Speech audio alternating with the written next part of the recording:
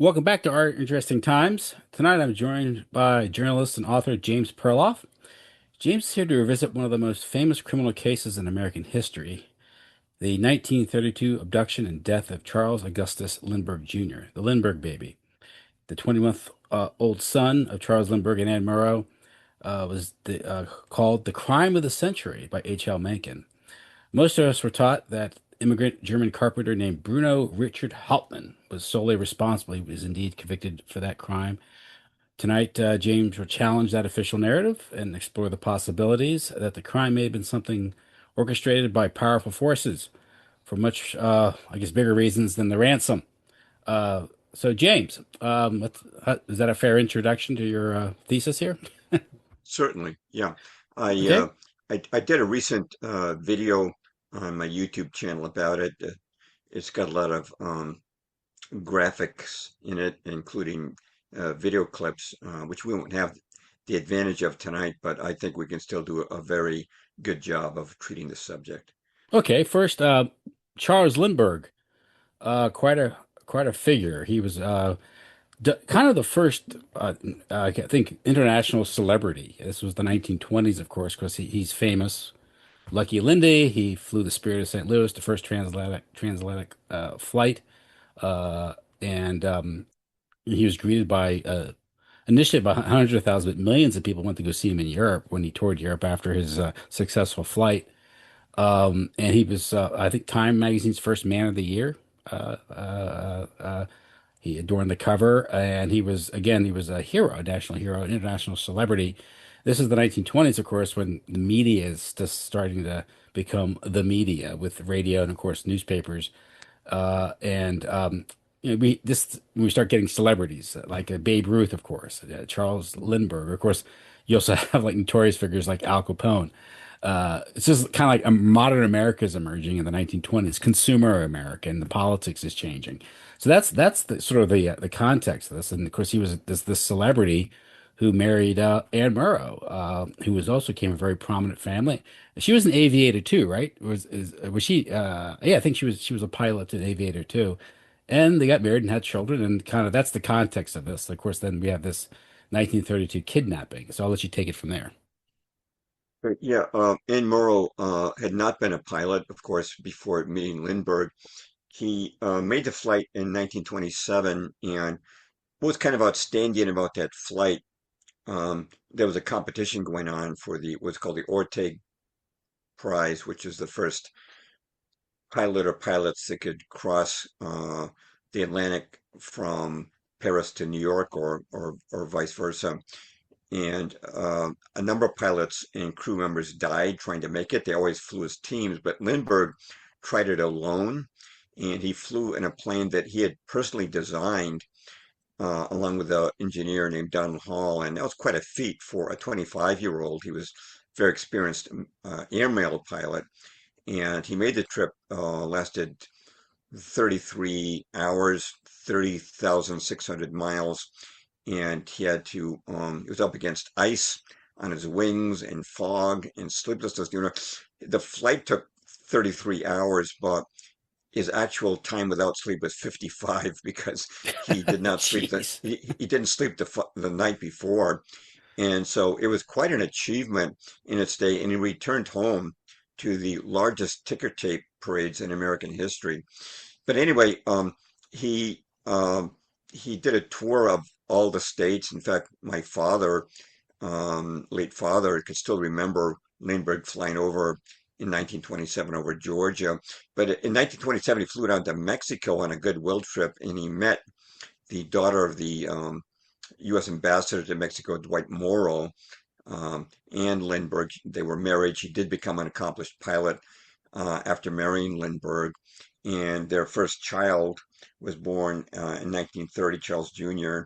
And initially, they lived at the Morrow estate. Morrow was very wealthy, and the problem was that the paparazzi were constantly hounding the Lindberghs, trying to get a picture of the baby, and they decided to build their own estate in a remote part of New Jersey. Englewood, of course, is it's right across the Hudson from New York City. It's just 5 miles from Manhattan, but they wanted a private estate. So we're building an estate called Highfields, again, a very remote part of New Jersey. And Lindbergh planned to build an airstrip there. And as the estate was nearing completion in 1932, the Lindberghs would often drive down on weekends. The estate was close to completion. It was being overseen by a British couple, the Watleys, who were caretakers. And on the weekend before the kidnapping, they'd driven down, but the child had come down with a cold, and the parents decided better to keep him at Highfields rather than subject him to the long trip back to Englewood, which was over 2 hours in those days. But the next day, Monday, um, uh, February 29th, was a leap year. Anne Morrow was coming down with a bad cold herself. She was getting sick, and so she called Englewood and requested that the baby's nurse, or I should say nanny, Betty Gow, come down to Englewood. I'm sorry, to Highfields, which is what they call their estate in Hopewell, to help take care of the child. And Betty Gow did come down. The next day, March the 1st, 1932, was the kidnapping took place. At 8 p.m., the child was put to bed in his nursery on the second floor. And downstairs were Charles Lindbergh, his wife Anne, Betty Gow, the nanny, and the two British caretakers. And one advantage the kidnappers had was that there were still no curtains on the windows at Highfields. So at nighttime, they could see exactly where the adults were, and they knew no one was upstairs. Now, when the nanny, Betty Gow, returned to the nursery um, at about 10 p.m., she found the room was cold. The child was gone from his crib, and there was a ransom note. And the ransom note said the baby had been kidnapped. It demanded a $50,000 ransom. It spelled it out as they wanted $25,000 in $20 bills, 15,000 in $10 bills, and 10,000 in $5 bills. And the note had a very unique signature. It was a symbolic signature. It was a red dot, had overlapping circles and three punched holes. And the reason for this signature was that the kidnappers knew that Lindbergh was going to get a lot of letters from crackpots and cranks and copycats demanding money. And they wanted Lindbergh to know which ransom demand letters were genuine. They had to have this particular signature on it. And another piece of evidence I should just mention was that a three-piece extension ladder was found outside the house. And that became one of the pieces of evidence. Now, a week after the kidnapping, John F. Condon, who was a retired uh, New York City school principal, published an announcement in the paper saying he would be willing to serve as the go-between for the kidnapping ransom. And to his surprise, or perhaps not to his surprise, depending on how you interpret things, he received a letter from the kidnappers authorizing him as the go-between.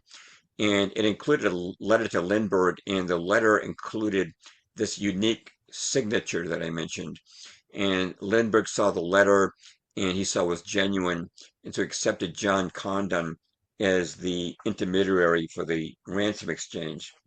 Now, on March the 12th, Condon got instructions from the kidnappers saying he should go at night to a cemetery in the Bronx. It was Woodlawn Cemetery. And when he went there, accompanied by, he was driven there by his bodyguard, and he met in the cemetery the representative of the kidnappers who became nicknamed Cemetery John.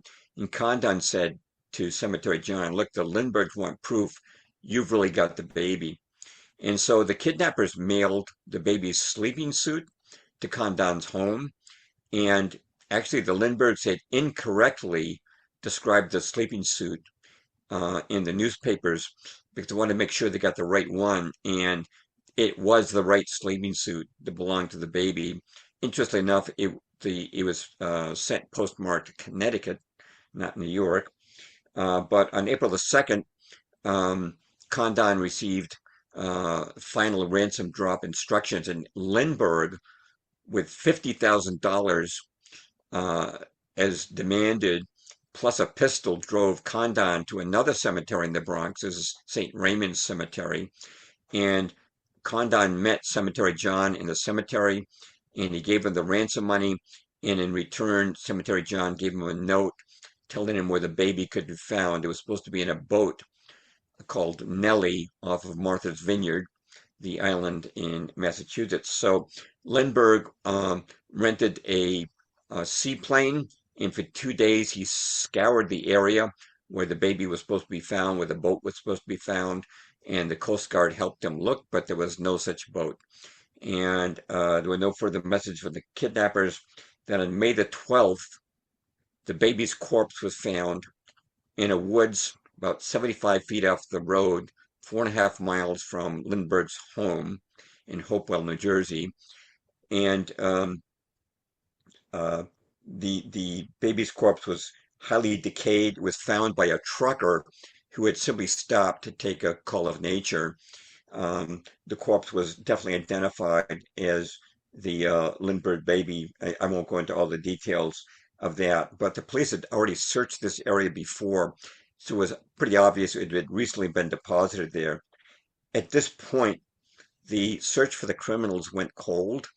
The only way of tracing them was through the ransom money, which was showing up in a slow trickle. It was not marked, which the kidnappers had demanded. However, it was all the serial numbers were recorded, and most of the ransom money was in gold certificates, which officials knew would become illegal the following year, 1933. They knew that gold certificates would become difficult to pass and easy to trace. Um, and occasionally a ransom note would turn up, and the FBI would trace them, but it would come either they couldn't find the person who originally passed it, or if they did find a person, it would turn out to be somebody who was cleared of suspicion. And this went on for over 2 years, but finally the case broke, or was said to be broke, in September of 1934.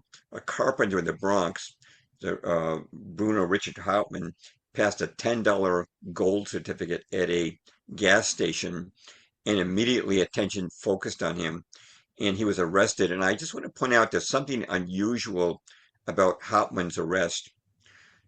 Um, they sent a battalion of law enforcement to arrest Hauptmann, and that included 3 carloads of FBI agents, NYPD, and New Jersey State Police. And the reason I say it's unusual is that Hauptmann's only crime up to this point is that he had passed one ransom note certificate at a gas station. Now, other people had passed ransom notes and they were simply questioned, but Hauptmann was brutally arrested, which was not the pattern of previously approaching people who passed ransom notes. Now, they When you did say ransom find notes, you're meaning gold certificates, right? gold certificates. Most of the it was gold certificates, some was not, but everything that Hauptmann had was gold certificates, and they did Yeah, find I'm just saying people were in it. confusing it with like a ransom letter, ransom note. I'm sorry. You said ransom note, like a written thing, but you're saying a note like something that's Oh, redeemable. I'm sorry. Yeah. Ransom note would be a message for the kidnappers, but when I say ransom notes, that Mm, has a second meaning, which is the actual money. yeah, back The then the the the money the, was the, actually officially redeemable, so people called them Federal right. Reserve notes. You Yeah. could redeem it a gold certificate for gold in Yeah. those days. Yeah. Um, so they found about $14,000 in uh, kidnapped money in Hauptmann's garage, which of course was quite suspicious. However, Hmm. Hauptmann's explanation was this: he had a Jewish friend named Isidor Fish, who was a business associate, and Fish had returned to Germany in 1933, December.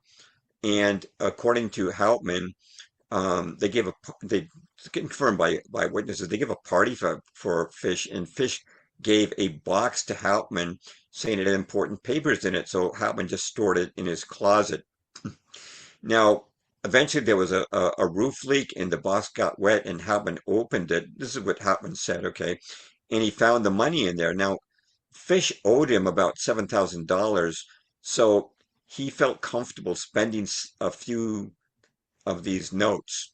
And there is some things to back up what Hauptmann was saying. For example, Some of the money was wrapped in newspapers, but all those newspapers were dated after after Fish had returned to Germany in December 1933. And Hauptmann had taken a trip in 1933 with his wife to Florida.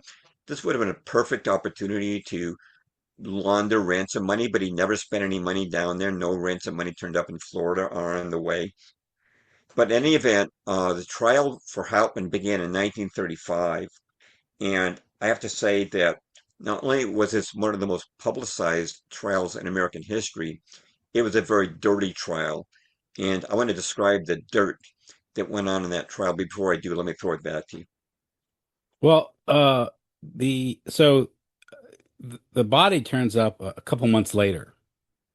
And is there any was it understood that the child was alive until fairly recently to that date in May? No, the child's body was badly decayed, and it appeared that it had been dead for quite some time when Okay. they found it. Wow. Okay. And they were able to positively ID the baby, the body, Well, huh? he had a haircut, and his hair was preserved by his grandmother from that haircut. It perfectly matched the Oh, corpse. okay. The corpse also had the right teeth. It was the right height. It had some overlapping toes, which is characteristic of the Lindbergh baby. It Hmm. had the right teeth development. It had a nightshirt, which had been sewed on by the nanny, Betty Gow, with some blue thread on the night of the kidnapping, before the kidnapping. Everything about this corpse matched the Lindbergh baby. I have no, some people question it, but I have no doubt, Yeah, and many people have no obviously doubt. Yeah, it forensics was was, very crude yeah, compared to now, and so they'd go by that. Yeah. So right. so Hauptmann is found with a large portion of the ransom. It's obviously very suspicious. He's charged and put on Right. trial. So okay. Let's talk about the trial. It was run by David Wilentz, who was the Attorney General of New Jersey. And what I said in my video, and I'll still say this is one of the dirtiest trials in American history. It was very difficult to establish that Hauptmann had ever been in Hopewell, New Jersey. His fingerprints were not in the nursery, or on the ransom notes, or on the ladder. And they had to find some way of connecting him to it. And so um, David Wilentz, the Attorney General, not only did he use bribes to entice prosecution witnesses, and not only did he use threats against defense witnesses, but he suborned perjury. And a perfect example is at the trial, Amandus Hochmuth, who was 87 years old, claimed that in Hopewell he had seen um, Hauptmann driving his car from his front porch from a distance of about 45 feet. But what the jury didn't know, what the defense didn't know, was Hochmuth had applied for welfare because of his poor vision. He had cataracts in both eyes, and after the trial, his vision was checked, and he could not identify an object 10 feet away. So how could he identify Hauptmann from approximately 45 feet away? Before the trial, he told Wilentz he could not identify Hauptmann, but Wilentz told him, go ahead and testify anyway. And I'll give you an example of Walentz's tactics, which I didn't mention in my video. There was an excellent witness named Lewis Kiss. He was a defense witness, and Hauptmann's alibi was at the time of the kidnapping at 9 p.m. on, which is the approximate time of the kidnapping, March the 1st, the day of the kidnapping. He, as he did every Tuesday, had gone to the bakery where his wife Anna worked and was waiting to pick her up. And he took, as was his habit, he took the owner of the bakery, he took his dog out for a walk, and another German, Hauptmann was German, another German-speaking individual saw the dog and thought that was his dog, and temporarily accused Hauptmann of stealing his dog. But then when he got closer, he said, "Oh, that's not my dog." Well, this witness testified at the trial, but also Louis Kiss, who was in the bakery, distinctly remembered Hauptmann coming back in and speaking in German, which Kiss spoke fluently, telling his wife, somebody tried to take the dog. Well, on the witness stand, I read all the testimony of the trial, and Wilentz questioned Kiss for dozens of pages, just asking him, question after question about where did you live? When did you live there?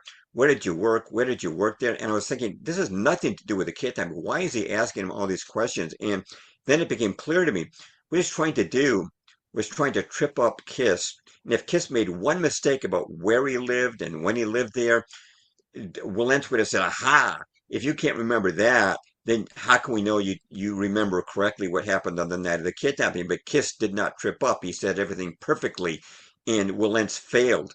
Well, the very next day, after Kiss gave his testimony, Wilentz sent an attorney named Berko, Berko, to Kiss and tried to entice him into change his testimony. He said, "If you change your testimony, there'll be money in it for you. And not only that, if you don't change your testimony, we're going to convict you of being an accomplice to the Lindbergh kidnapping." Well, this was a bluff, and Kiss knew it was a bluff, and he laughed at it. And he said, "Listen, I told the truth in court, and you tell Wilentz, if he gave me $5 million, I won't tell I told the truth. I will not change my testimony." Not only did Kiss sign a deposition about this meeting, but there was a friend of Kiss who was present who verified it with another deposition. But this is the kind of activity Hmm. that the Attorney General was engaging in, was bribery and threats, trying to get witnesses to change their testimony. This is illegal. He should have been suspended as a district attorney, but he got away with it. But that's how the trial was being run. I should mention also that Wilentz planted a spy named Charlie Schlesser on the defense team, and the spy was reporting to Wilentz every day what the defense was planning. That's how the trial was run. So an overzealous prosecutor? More than overzealous. I want to talk about the evidence that was presented at the trial. Um, a key piece of evidence was the handwriting. Now, when Hauptmann was arrested, the police submitted samples of his handwriting to Albert D. Osborne, a handwriting expert, to compare them to the ransom messages. And Osborne said, "No, this is not the same man. This is not the same handwriting." So then the police told Osborne, "Hey, but we found ransom notes and ransom money in this guy's home."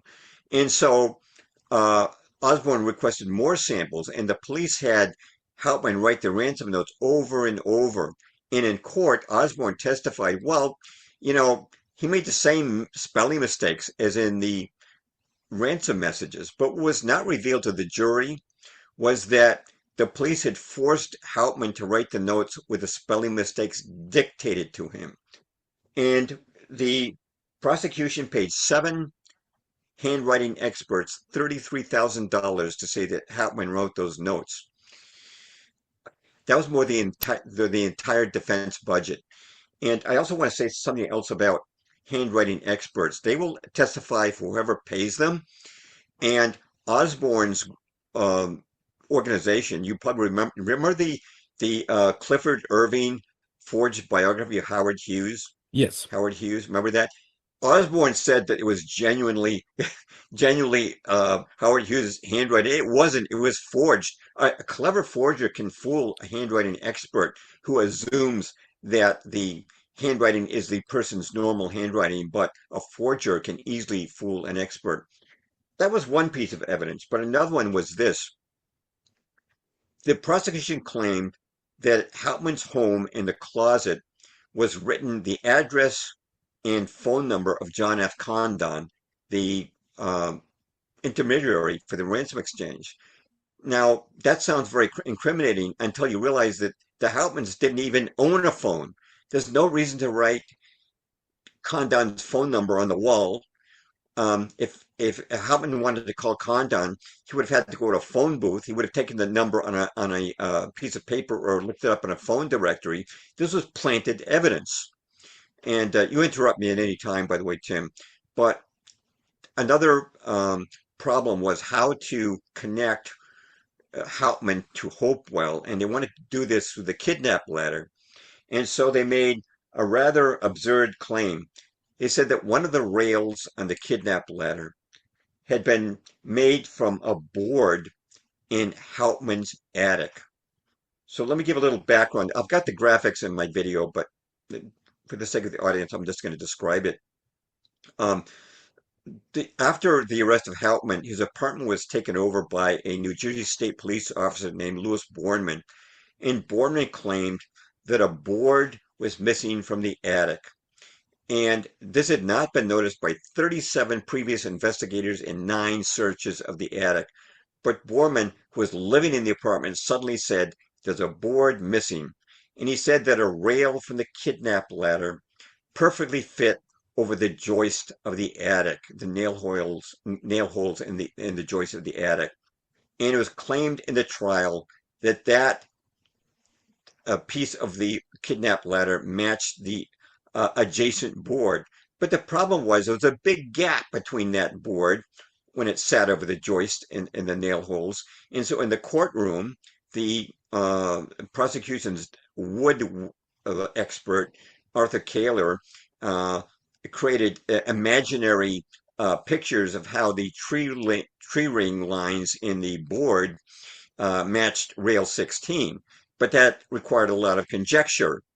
And also, Erasmus Hudson, the fingerprint expert who originally examined the ladder, said originally rail 16 had only one nail hole. Now it had four. So where did the extra nail holes come from? It looks like Borman uh, removed the board himself, took rail 16, and pounded the nails into.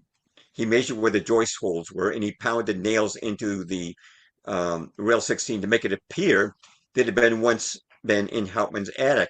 This is absurd for many reasons. Number one, why would Hauptmann go up to his attic to get a board for a kidnap ladder when he had plenty of lumber in his garage? There's a lumber yard right down the street. It made absolutely no sense. It's very hard to access that ladder, by the way. You had to remove the shelves in the closet and climb up these cleats on the wall and shimmy up into that attic.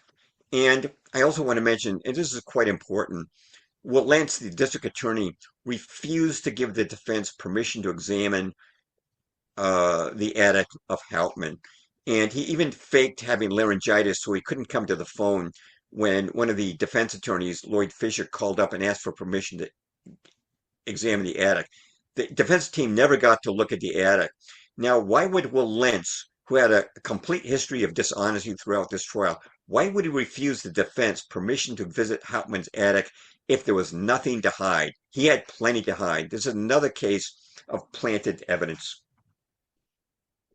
Why cannibalize part of the house to build a ladder? Right. It made absolutely I no mean, sense. Absolutely no sense. Now, there are people on the Lindbergh kidnapping board, which I was on 12 to 15 years ago, and they worship this wood evidence. And what they tried to claim is that electricians, when they wired the house, removed that board and to their wiring, and then the board was now scrap, and they gave it to the landlord to put it in his basement, and then Hauptmann found it in his basement, and he planed it down and cut it to make a rail for the kidnap ladder. But actually, that's not what contractors do. Any plumber or electrician, if he removes a board to do work, what does he do? When he's done, he simply nails the board back in yeah. place. So that brings you back to square one. Why would Hauptmann cannibalize his attic for a board? He didn't need to do that. Why would he plane it down and saw it down, as they claim, to make a rail for the ladder? It made no sense, but they got away with it in court. And I've got to mention something else.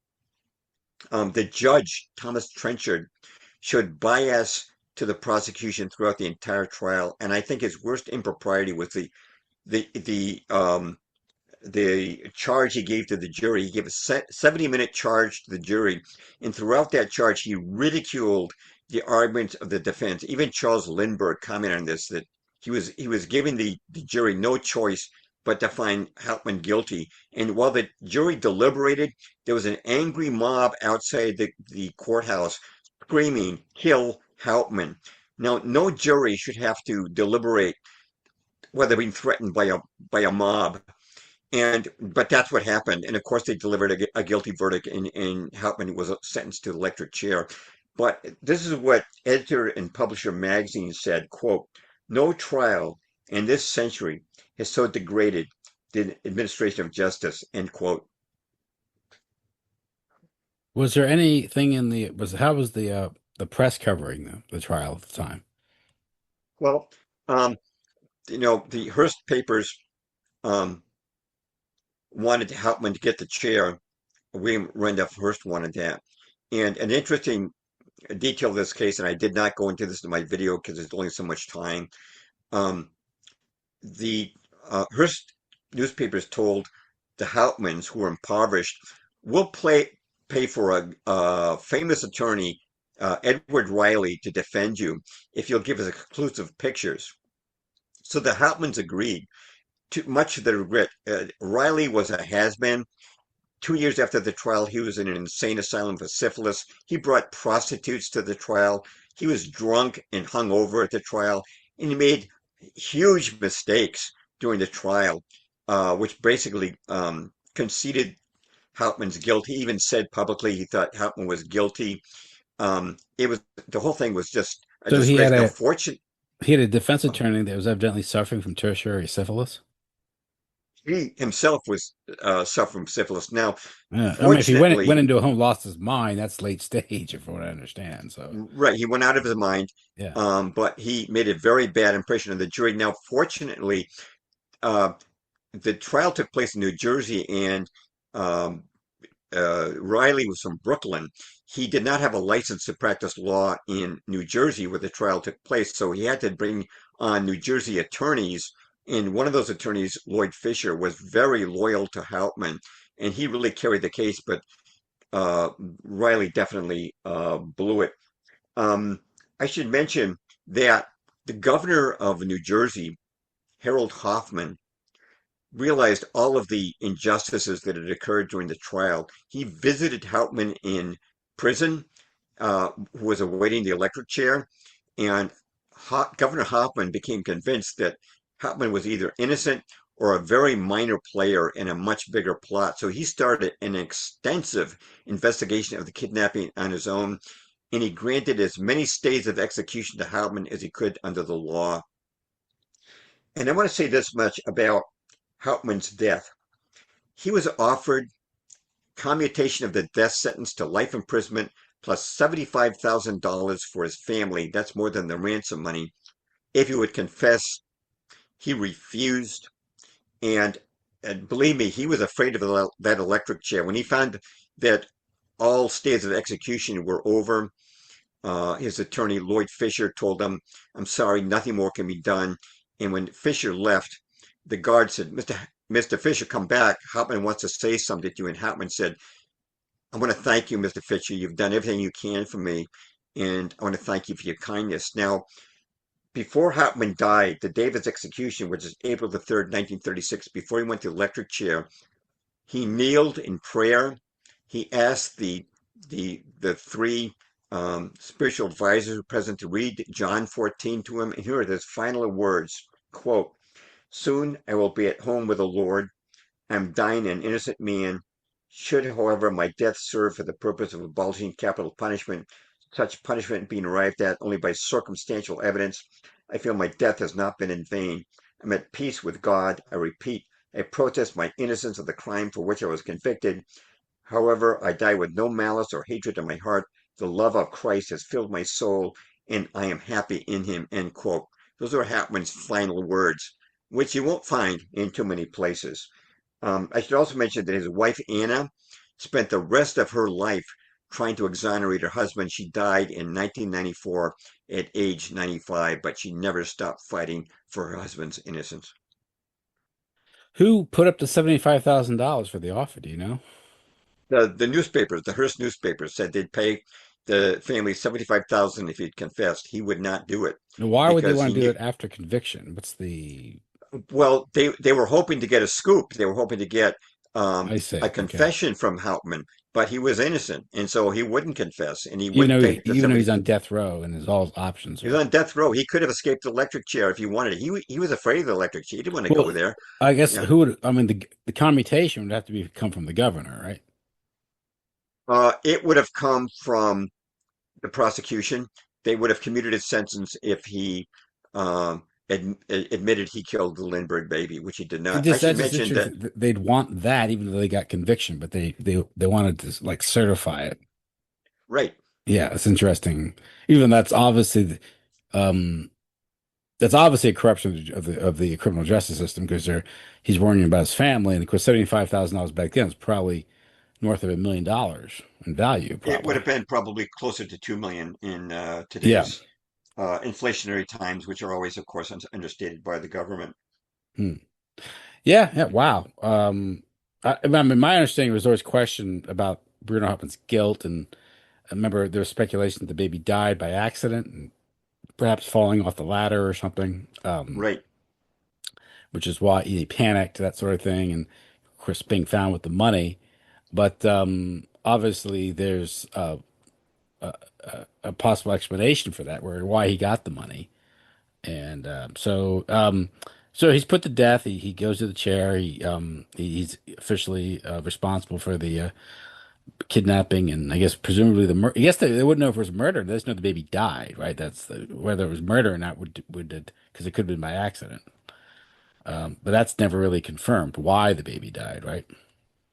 Well, I think we'll get into some possible explanations of why the baby died. Um, what I kind of wanted to go into next was the books that have been written on the Lindbergh kidnapping, and it's amazing how many different explanations exist for this.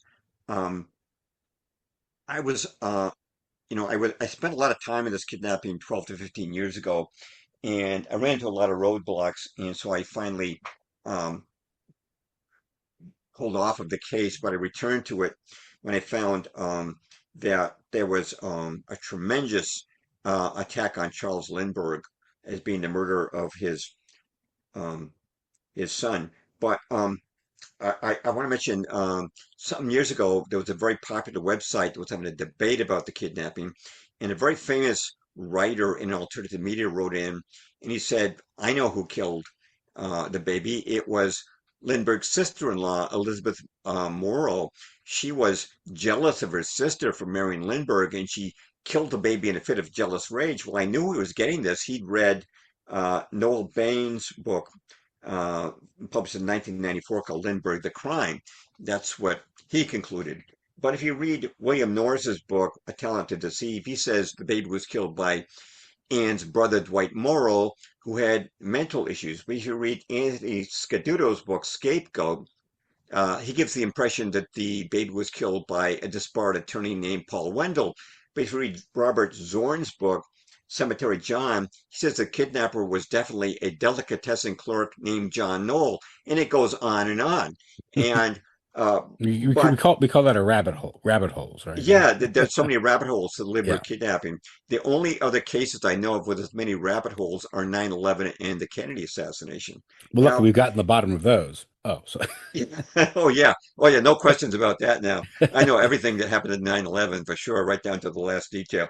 But I'm just kidding. All right, so the most popular claim in recent years, and this is really ramping up now, is that Lindbergh killed his son.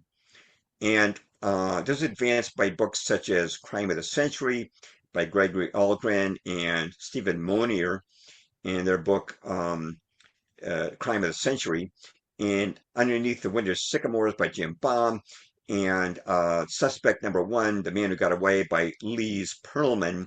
But it's not just books, there's all kinds of videos and websites like the Lindbergh Kidnapping and Hoax website that claim Lindbergh killed his son.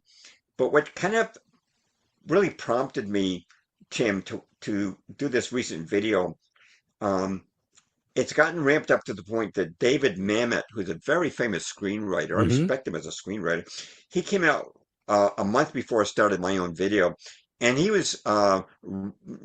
a 20-minute interview where he ranted about how Lindbergh killed his own son.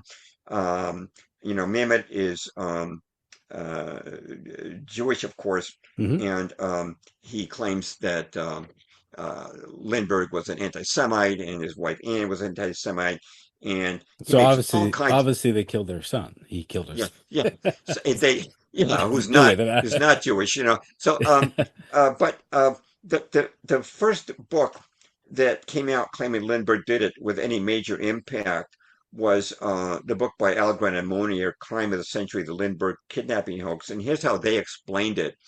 they said that Lindbergh was a practical joker, which was true, and sometimes his jokes got mean. And they say that on the night of the kidnapping, he himself went up the kidnap ladder, took his son, and his plan was to come through the front door and playing a joke on his wife. He'd say, "Look who was with me today in New York." Now, what they say is he accidentally dropped his baby, killing him, and then Lindbergh, only concerned for his own reputation, then drove quickly 4.5 miles away. They say three, it says 4.5. He dumped his body, the kid's body, in the woods, drove back, and on the spur of the moment, he wrote this ransom note with its symbolic signature on it. And he got that note up to the nursery before the baby's nanny could return. Now, It's a busy um, evening. very busy evening for Charles Lindbergh. Now, I want to point out that this is a 286-page book. It has one page of endnotes, and endnotes have no page numbers. So if you want to check a reference, you got to flip through the entire book to find out whatever they're talking about. Now, this book is based on their imagination. They have no proof whatsoever for what they're saying. Um, Well, how about the let's ladder? Did you have Bruno make the ladder for him? I don't understand that. No, no, they say that Lindbergh made the ladder himself. Now, why would Lindbergh make a homemade ladder for a practical joke? They don't mention this. He had a very sturdy ladder in his garage. Why didn't he use his own ladder for his practical joke? They don't talk about that because it doesn't agree with their theory. Now, along with this, they claim that Lindbergh drove his baby away and threw his body in the woods 4.5 miles away and then drove back home. This ignores the fact that when the police investigated, they found two sets of footprints leading from the kidnap ladder to a car with automobile tracks.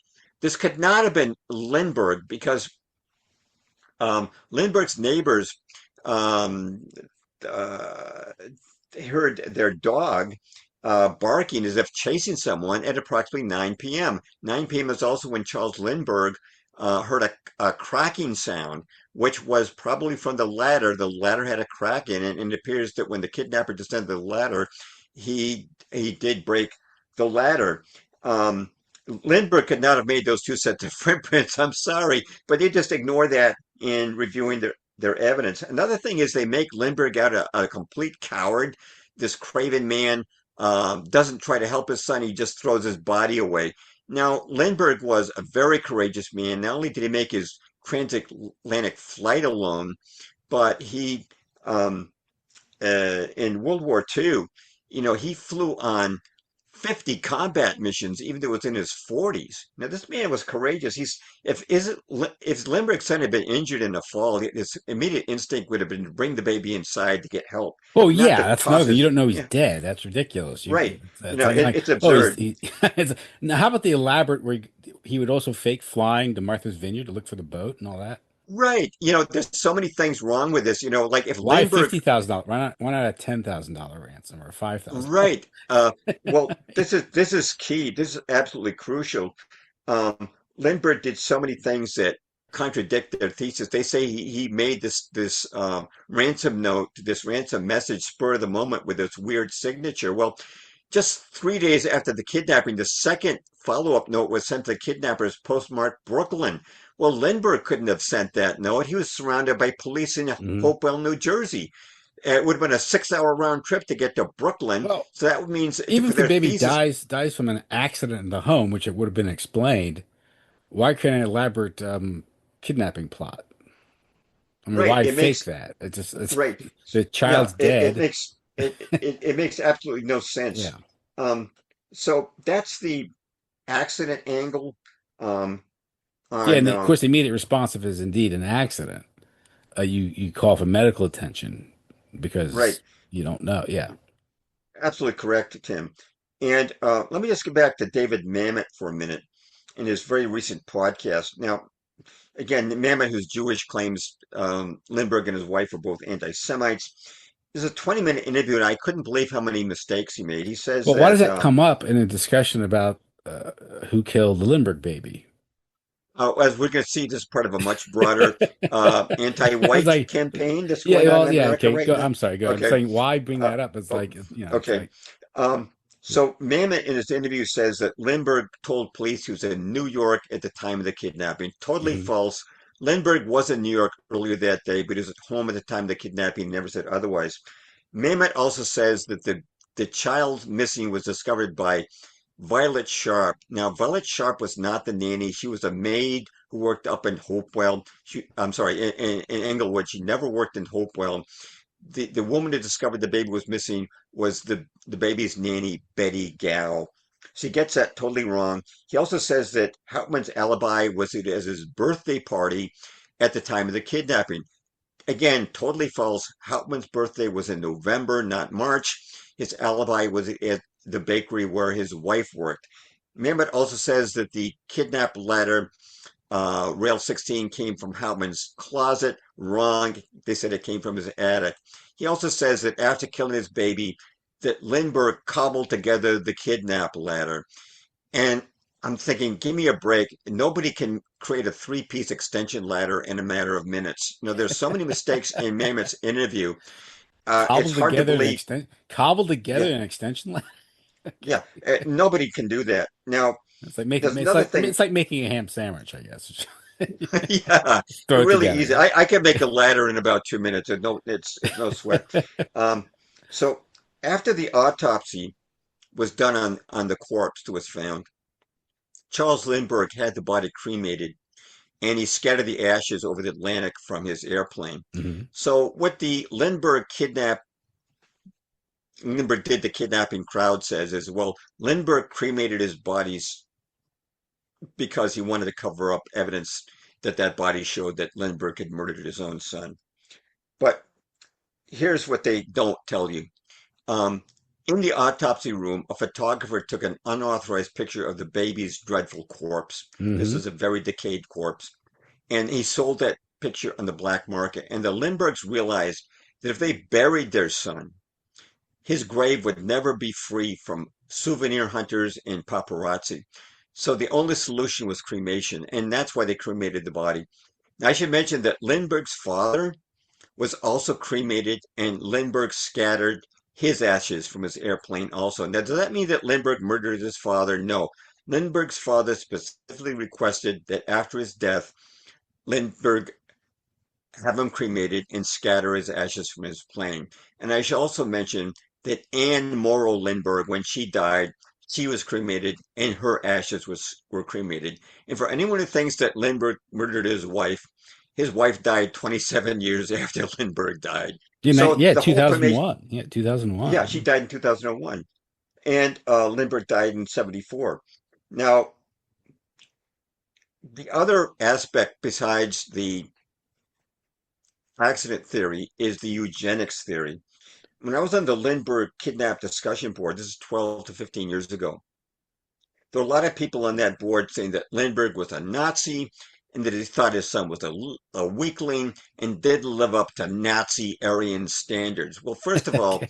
Hitler's party wasn't even in power in 1932. They came to power the year after the kidnapping, Yeah. 1933. So the idea that Lindbergh did this because he was a Nazi doesn't even begin to start to make sense.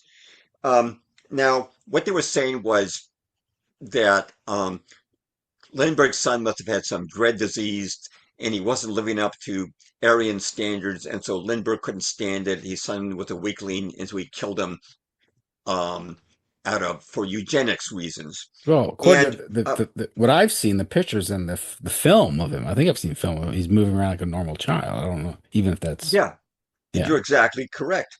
Now, he did have one condition, which was a mild case of rickets. Now, his pediatrician, Dr. Philip von Ingen, said, quote, he had a moderate rickety condition. Rickets is a softening of the bones, which is caused by vitamin D deficiency. On the Lindbergh board, the Lindbergh did it people were saying it's impossible he had vitamin D deficiency because he came from a wealthy family.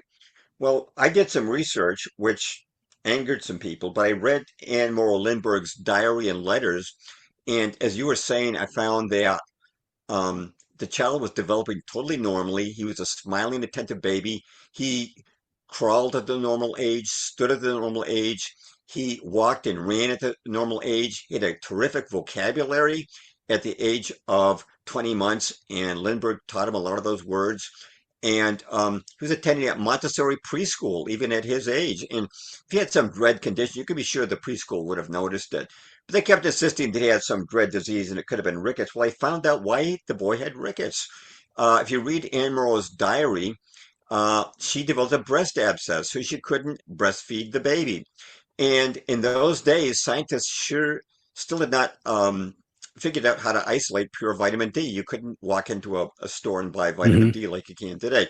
So you couldn't, the baby had to be in formula, but you couldn't fortify it with vitamin D. Now, there were some rudimentary forms of vitamin D, like cod liver oil and a basic preparation called Viasterol, which had vitamin D in it. And they were giving that every day to Charles, the baby.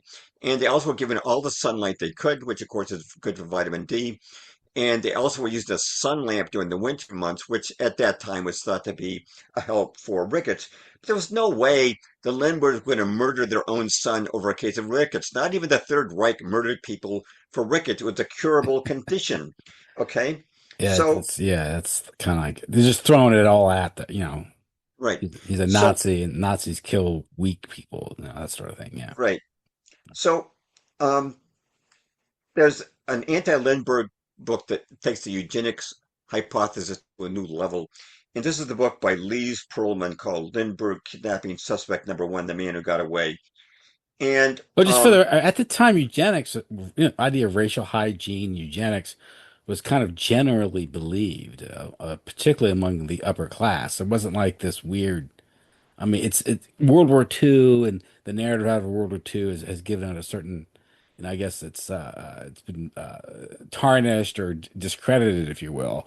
But it wasn't like it was. This was a fringe belief at the time, meaning that good breeding and that sort of thing.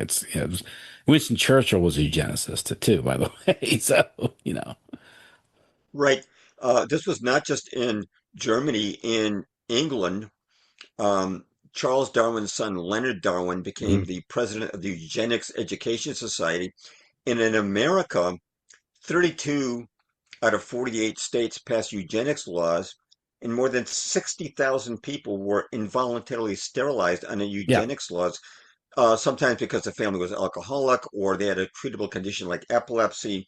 This What was was yeah, main, it was a Buck versus Bell, which was the Supreme Court decision. I think it was a case in Virginia that found it constitutional to sterilize somebody for mental retardation or mental, I guess, deficiency or something, or some for some other reasons. Yeah, but it right, was, but well, yeah, so it wasn't a fringe thing. It was it's kind of like it's just like everyone kind of believed, and of course, to the extent that eugenics was popular in Germany is largely because of the Rockefeller Foundation, and they funded the Kaiser Wilhelm Institute, and so it's just one of these beliefs that people had at the time, and right, it was certainly doesn't distinguish Germany or even the National Socialists in that regard. So, right, it was very, very mainstream mhm. here in the West. And now to get back to Lise Perlman, um, she uses a lot of innuendo in her book. To give you one example, I mentioned that there's a book that claims that Dwight Morrow Jr. had killed the baby. So here's what she writes, quote, on the Morrow family's return from their overseas vacation, the police called Dwight Jr. in for questioning without objection from Lindbergh. Quite possibly, the malicious rumor had been started by Lindbergh himself. Lindbergh may have also been the source of gossip investigated by the New Jersey police that Dwight Morrow Sr. had an illegitimate son who might be a suspect. Well, phrases like quite possibly and may have, that's not any kind of evidence at all. It's just insinuation, innuendo. It's not proof.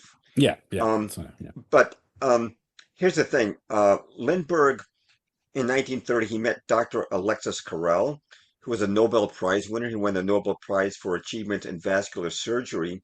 And during World War I, he developed a new method for treating wounds that saved thousands of lives. And France awarded him the Legion of Honor for that. Now, Charles Lindbergh met him, and he developed a perfusion pump that allowed organs to survive outside the body during surgery, which paved the way for organ transplants, including heart transplants. And Lindbergh was key to this, and Carrel was amazed that Lindbergh was able to develop this because it proved that Lindbergh was far more than just a pilot. He was quite intelligent. And one reason he was motivated to do this, by the way, his sister-in-law, Elizabeth Morrow, had a fatal heart condition, and he wanted to find ways to correct that. So this was really a life-saving measure. But what Perlman argues is that since Carell and Lindbergh were advocates of eugenics, again, as you were saying, was a very common belief at the time. They thought that humanity could be improved by selective breeding. So the way she reconstructs the crime is this. She says, quote, Wells suggested to Lindbergh that one of the first human sacrifices in the perfusion pump be Lindbergh's son, end quote. Now, there's no proof of this whatsoever, but what she says is that Lindbergh himself took the baby, gave it to accomplices who took it to Dr. Carell's laboratory, and then Lindbergh would sneak away at night, and at night he and Dr. Carell would perform these grotesque eugenic experiments on Lindbergh's son, and that was what caused his death. Now, I want to point out that when the child's corpse was found, very badly decayed, it was missing many of the organs, but it was also missing the right arm, the left hand, the left leg below the knee.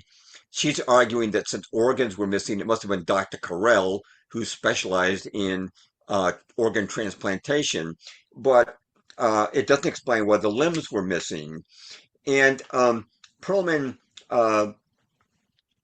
claims that Lindbergh was taking part in these experiments, and she imagines this grand conspiracy that includes Lindbergh's attorney, um, uh, Charles Breckinridge. She says Breckinridge was also in on. Now, Breckinridge was a former Olympic medalist, former Assistant Secretary of War, and he worked with Lindbergh closely after the kidnapping. She claims that Breckinridge was in on this conspiracy to kill Lindbergh's child. And but think about it, there has to be a lot of people in this conspiracy. It had to include the people who transported that child from Lindbergh's home to Dr. Carell's laboratory. And Dr. Carell had a large support staff. When he did surgery, he'd have an anesthesiologist present plus various support staff. And these people certainly would have recognized Lindbergh if he was present, as she claims, because he was very famous and he often helped Dr. Carell. And also, these people would have recognized the child on the surgical table as being Lindbergh's son because his son's picture was in the papers, newspapers every day. That means all these people who were in support of this had to be sworn to secrecy, and they took their secret to the grave. She doesn't mention this, but this is a very grand conspiracy. But the most basic refutation of this is the very thing that you mentioned, Tim, which is that why would Lindbergh, whether he killed his son in an accident or in a deliberate murder because he thought his son was a weakling, which is what Perlman says. He says, quote, Lindbergh wasn't happy with a weakling son as his firstborn, end quote. Okay. If Lindbergh killed his own son, why would he pay a $50,000 ransom? You know, other people, wealthy people offered to pay that ransom. Lindbergh refused. He insisted on paying it himself. He sold off investments and borrowed the money to pay the ransom. Why would he do that if he knew the child was dead from an accident or a eugenics experiment? It makes no sense whatever to impoverish himself, excuse me, over a child that he knows is dead. So that theory is dead. Um, and that brings us to the question of what is motivating this hatred of Charles Lindbergh. Well, that's where we get into politics, I suppose, right? Right. So, um, uh, Mamet says in his interview, he says that Charles Lindbergh was, quote, a little bit of a psychopath. And he says, quote, a very good clue A is, little bit. Okay. That's yeah, like, a okay. little bit. And he says, a very good That mean clue is that, that by if the way, you that look, that means you're not a psychopath. It's like just a little bit of a psychopath. it's like He says, very okay. good clue is Yeah. if you look at him, he always has the same expression on his face. It never varies. What? It can be true if he's a Yeah. celebrity, but it's also true of the candid shots. He shows no emotion, whatever. End quote, Mamet, David Mamet. Now, I just want to point out in my video, I show many, many Yeah. pictures. It's not. I see Yeah, films of him smiling. I don't know where yeah. he gets. There's pictures of Just when Lindbergh he's laughing. just when he's greeted in Paris and all that Yeah, smiling and all he's smiling, he's laughing all throughout his life, and yet Mamet claims that you can only find these stolid pictures where he's had this serious expression. That's totally false. Okay. Yeah, but he's Now, posed next to the Spirit of St. Louis. He's got a like a stoic look on his face. That's right, a lot of that's people in do some it, especially pictures. back then because photographs weren't common, Right. but Yeah. But if I can find all these pictures of Lindbergh smiling and laughing, Mehmet can find them too. So I don't know where he's getting this idea that he never changed his expression. But in any event, Charles Lindbergh grew up as an only child. He always wanted a large family. And Hmm. after Charles Jr. was born, he and Anne wanted to have five more children. He Hmm. did want a large family. There's no way he's going to kill his kids over imperfections because they're not measuring up to Nazi standards. That is such garbage. Um, but if you start to look at this, uh, where's the hatred of Lindbergh coming from? It's politically motivated. During Franklin D. Roosevelt's term as president, Lindbergh became a major enemy. And Lindbergh, that really started in 1934 when Franklin D. Roosevelt wanted to, as part of his socialist program, he wanted to nationalize the airmail delivery system. He wanted the government to deliver airmail. Well, Lindbergh had started out as an airmail pilot and knew the dangers that presented. He said, if you take untrained pilots and have them deliver airmail, there's going to be a lot of accidents. And he was right. There were 66 accidents that caused the death of 12 pilots before the socialist program of Roosevelt was stopped. But this is all summarized in a book called And a Lindbergh. lot and a lot of late mail that never Right. arrived. Oh, yeah. Mail that didn't arrive. Exactly. And there's a book Sorry, called that's in poor Lindbergh. taste. But anyways, Yeah. Yeah. intentionally so. Good. I'm sorry. Yeah. Uh, Lindbergh, his rivalry with Roosevelt was summarized in a book by James Duffy called Lindbergh versus Roosevelt, the rivalry that divided America. And but the main reason they are attacking Lindbergh was he was a member of the America First Committee. Now, Lindbergh wanted to keep America out of World War II, and people say that makes him a Nazi. But here's the deal. In 1940, there was a Gallup poll, and it showed that 93% of Americans were against entering the war in Europe. Well, Did that mean 90% of Americans were Nazis. 93% of Americans must have been Nazis? They were saying that if you're anti-war, you're an anti-Semite. And that's exactly what they're saying today with the I'm war. glad I don't hear that today. With the wars against Iran and other Middle East countries, Yeah. if you're against these wars on behalf of Israel, it means you're an anti-Semite. It does Mhm. not. It just means you're anti-war. So there were pictures, though. They particularly hit Lindbergh. In the 1930s, they had cartoons of Lindbergh with Hitler pinning a SWAT sticker on his chest, and Lindbergh is beaming and he's raising his hand on a Nazi salute. Well, the truth is that Lindbergh never met Adolf Hitler. Here's what really happened, and the public was not told this. In 1936, the American military attaché in Berlin, Major Truman Smith, was worried about the military buildup of the Luftwaffe. And he invited Charles Lindbergh to come to Germany to make a tour of German aviation facilities to evaluate what the Luftwaffe's capabilities Hmm. were. So Lindbergh did that, and with his prestige, he was able to do it. In Okay, so 1930, he's an intelligence operative, yeah, he's an more or less. intelligence operative for America. Yeah. In 1937, Major Truman Smith asked him to do it again. In 1938, he asked him to do it again to evaluate the Luftwaffe's capabilities, And which he again, did. remember, America was not at war with Germany at the time. Right. America was An not at important war. point. Right. So But he's going to here's go what to parties and be polite and all that sort of stuff. Yeah. Right. So what happened was this. This is where the thing about Lindbergh getting a medal from Hitler.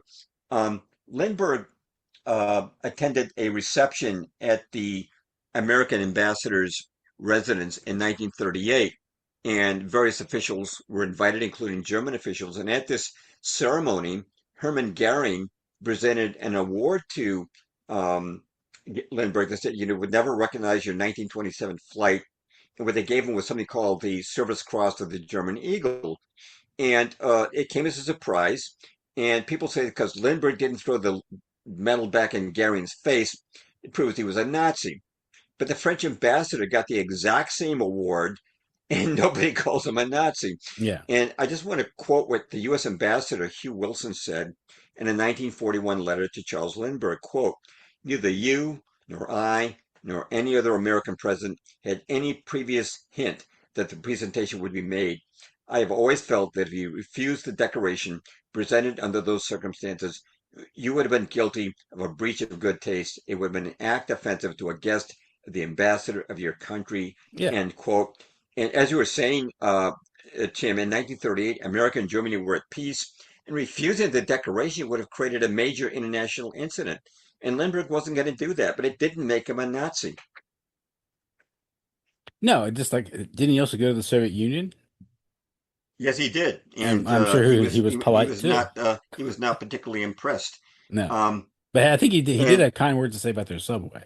So about their what? the Moscow subway, which is one of their Oh, crowns. yeah, well, Yeah, I think that's always been one yeah. of their more elegant features. Um, but I want to talk a little bit more about the the deeper motives that go into this campaign against Lindbergh and why this happened. Pat Buchanan in 1992 and in 1996 again was running as an anti-establishment candidate for president. And he made a very good showing. In 1992, he took 23% of the primary votes away from George H.W. Bush. And in 1996, he won four early primaries against Bob Dole. He was a threat to the deep state, which wanted to discredit him. And I find it interesting that Buchanan made America First a major slogan of his campaign, Hmm. perhaps the major slogan. But what better way to discredit America First than to discredit the man who's most associated with America First, Charles Lindbergh, who was the chief spokesman for the America First Committee? Now, might this be a factor in why Algren and Monier's book came out in 1993 saying Lindbergh killed his child in an accident? That was the first major book saying Lindbergh did it. Now, this may have been a factor in um George H.W. Bush's successful campaign opposed by Pat Buchanan. It's interesting that Bush's son, President George W. Bush, appointed Monier, the co-author of this book, U.S. Marshal for New Hampshire. Hmm. Maybe it's a coincidence, but certainly he got rewarded. And then, of course, Trump made America First a campaign slogan. And, of course, I just consider that rhetoric on Trump's party is clearly Israel first. But it's true that there were many people who wanted a president who would really put America first. And it's interesting that Perlman's book came out in the year 2020, which is the year of Trump's controversial loss to Joe Biden. And there's a whole bunch of coincidences related to 2020. Now, Philip Roth wrote a novel called A Plot Against America, which HBO turned to a TV miniseries, also in 2020, the election year. And in this miniseries, Charles Lindbergh defeats Franklin D. Roosevelt in the 1940 election, and he immediately signs treaties with Japan and Germany, and then he turns America into a dictatorship, he destroys democracy, and he institutes anti-Semitic policies, and no Jew in America feels safe. Now, it's probably not a coincidence that Roth, Perlman, and Mehmet are all Jewish, but in any event, in 2009, Disney's Pixar created an animated movie called Up. And in that movie, the villain is a former explorer hero named not Charles Lindbergh, is named Charles Muntz. And the villain flies around in a Zeppelin called the Spirit of Adventure, which is obviously a reference to the Spirit of St. Louis. Yeah, yeah. Now, speaking of Disney, I've got the screenshots on my video, but so I can't show them here. But National Geographic, which is now owned by Disney, uh, ran this article, quote, Charles Lindbergh was a Nazi puppet and his famous flight was overrated. And then you have the book, Charles Lindbergh, America's Most Infamous Pilot by Christopher Gers that came out in 2021. And so he went from famous to infamous. And then you've got another book that came out in 2020, The Rise and Fall of Charles Lindbergh by Candace Fleming. Let me just read the description on Amazon. Quote, discover the dark side of Charles Lindbergh. In this time when values Lindbergh held, like white nationalism and America First, are once again on the rise and fall of Charles Lindbergh is essential reading for teens and history fanatics, end quote. So you see that the attack on Lindbergh has always been timed to coincide with America First movements, whether it was Pat Buchanan or Donald Trump. Now, one thing I point in my article is it's very easy to make somebody my video is it's very easy to make someone look bad if you eliminate everything good they've done. Charles Lindbergh, when he flew to France, France awarded him 150,000 francs. He refused the money and insisted it be given to the French flyers who died trying to make that transatlantic flight, Francois Collet and Charles Nungesser. In 1928, Lindbergh risked his life flying through hazardous weather to Canada to bring a serum to a dying pilot named Floyd Bennett. In 1931, the Lindberghs, Charles and Anne, flew a seaplane to China. When he got there, China was suffering from disastrous flooding, so Lindbergh used his seaplane to bring doctors and medical supplies to the victims of the flooding. Now, if he was a white supremacist, he would have said, well, Asiatics aren't worthy of my help. They eliminate all this. You take away everything a good a man has done. I gave the example of Ted Williams, who was a great, great hitter, right? I'm from Boston, and he was the greatest hitter in Boston history. And, if I made a movie about Ted Williams, and I only showed you I'm sorry, Williams striking out and never showed you a home run, you think that Williams was a really bad hitter. Hmm. But that's what they've done to Lindbergh. They take out everything good he did, show you only the negative things, and you create a negative image. But if we back this even further up, we see this as part of a much broader campaign of smearing American icons like Robert E. Lee, whose statues have been taken down. His statue in Charlottesville was melted down, and these people are called white supremacists. There's all this talk of white privilege. Of course, as you know, and your listeners know, Europe and America are overrun with millions of illegal immigrants that are trying to destroy the history of European Christian culture. And this is mainstream. In my video, I've got a lot of screenshots. Time Magazine saying the white supremacist origins of exercise, and CNN saying white robots are racist. If robots were black, they would say that's racist Well, because yeah, yeah, they're portraying servants as black, right? And so some other headlines. There's nothing more frightening today than an angry white man. Abolishing whiteness has never been more urgent. Whiteness is a pandemic. United Airlines CEO says there are too many white men flying airplanes. And there's an article in the American Spectator called A Post-Racial World, The Last White Man, subtitled Calm Eventually Settles When the World's Population Turns Brown and White People Become a Distant Memory. Now, end quote. Now that's not grassroots. This is mainstream media saying this. And what I want to point out is the hypocrisy of those people who denounced Charles Lindbergh for his belief in eugenics, saying that the white race should be eliminated is eugenics on steroids. It's 10,000 times worse than anything Charles Lindbergh ever said or did in his life. And so it's utter hypocrisy on the part of these people to denounce Lindbergh and look the other way while people are calling for the elimination of the white race. yeah. It's funny because they take his positions that some of the things he said back in the 1930s, like white supremacist, or he talked about he didn't like the idea of war breaking out in Europe because he felt Europe had to defend itself against the rest of the world, and you construe that as being white. He's talking about Western European civilization, and he really lamented the fact that Europe was about to, go to war again and destroy itself. He saw it as sort of as a civilizational civil war, which in the broader view, it was actually the destruction of European civilization, particularly Europe as an independent power base of the world. Um, and this Right, is an American saying this. He wanted America to unite with Europe. And it's kind of funny because he had these broad interpretations of the war, meaning it's a shame to have these Christian nations go to war with each other.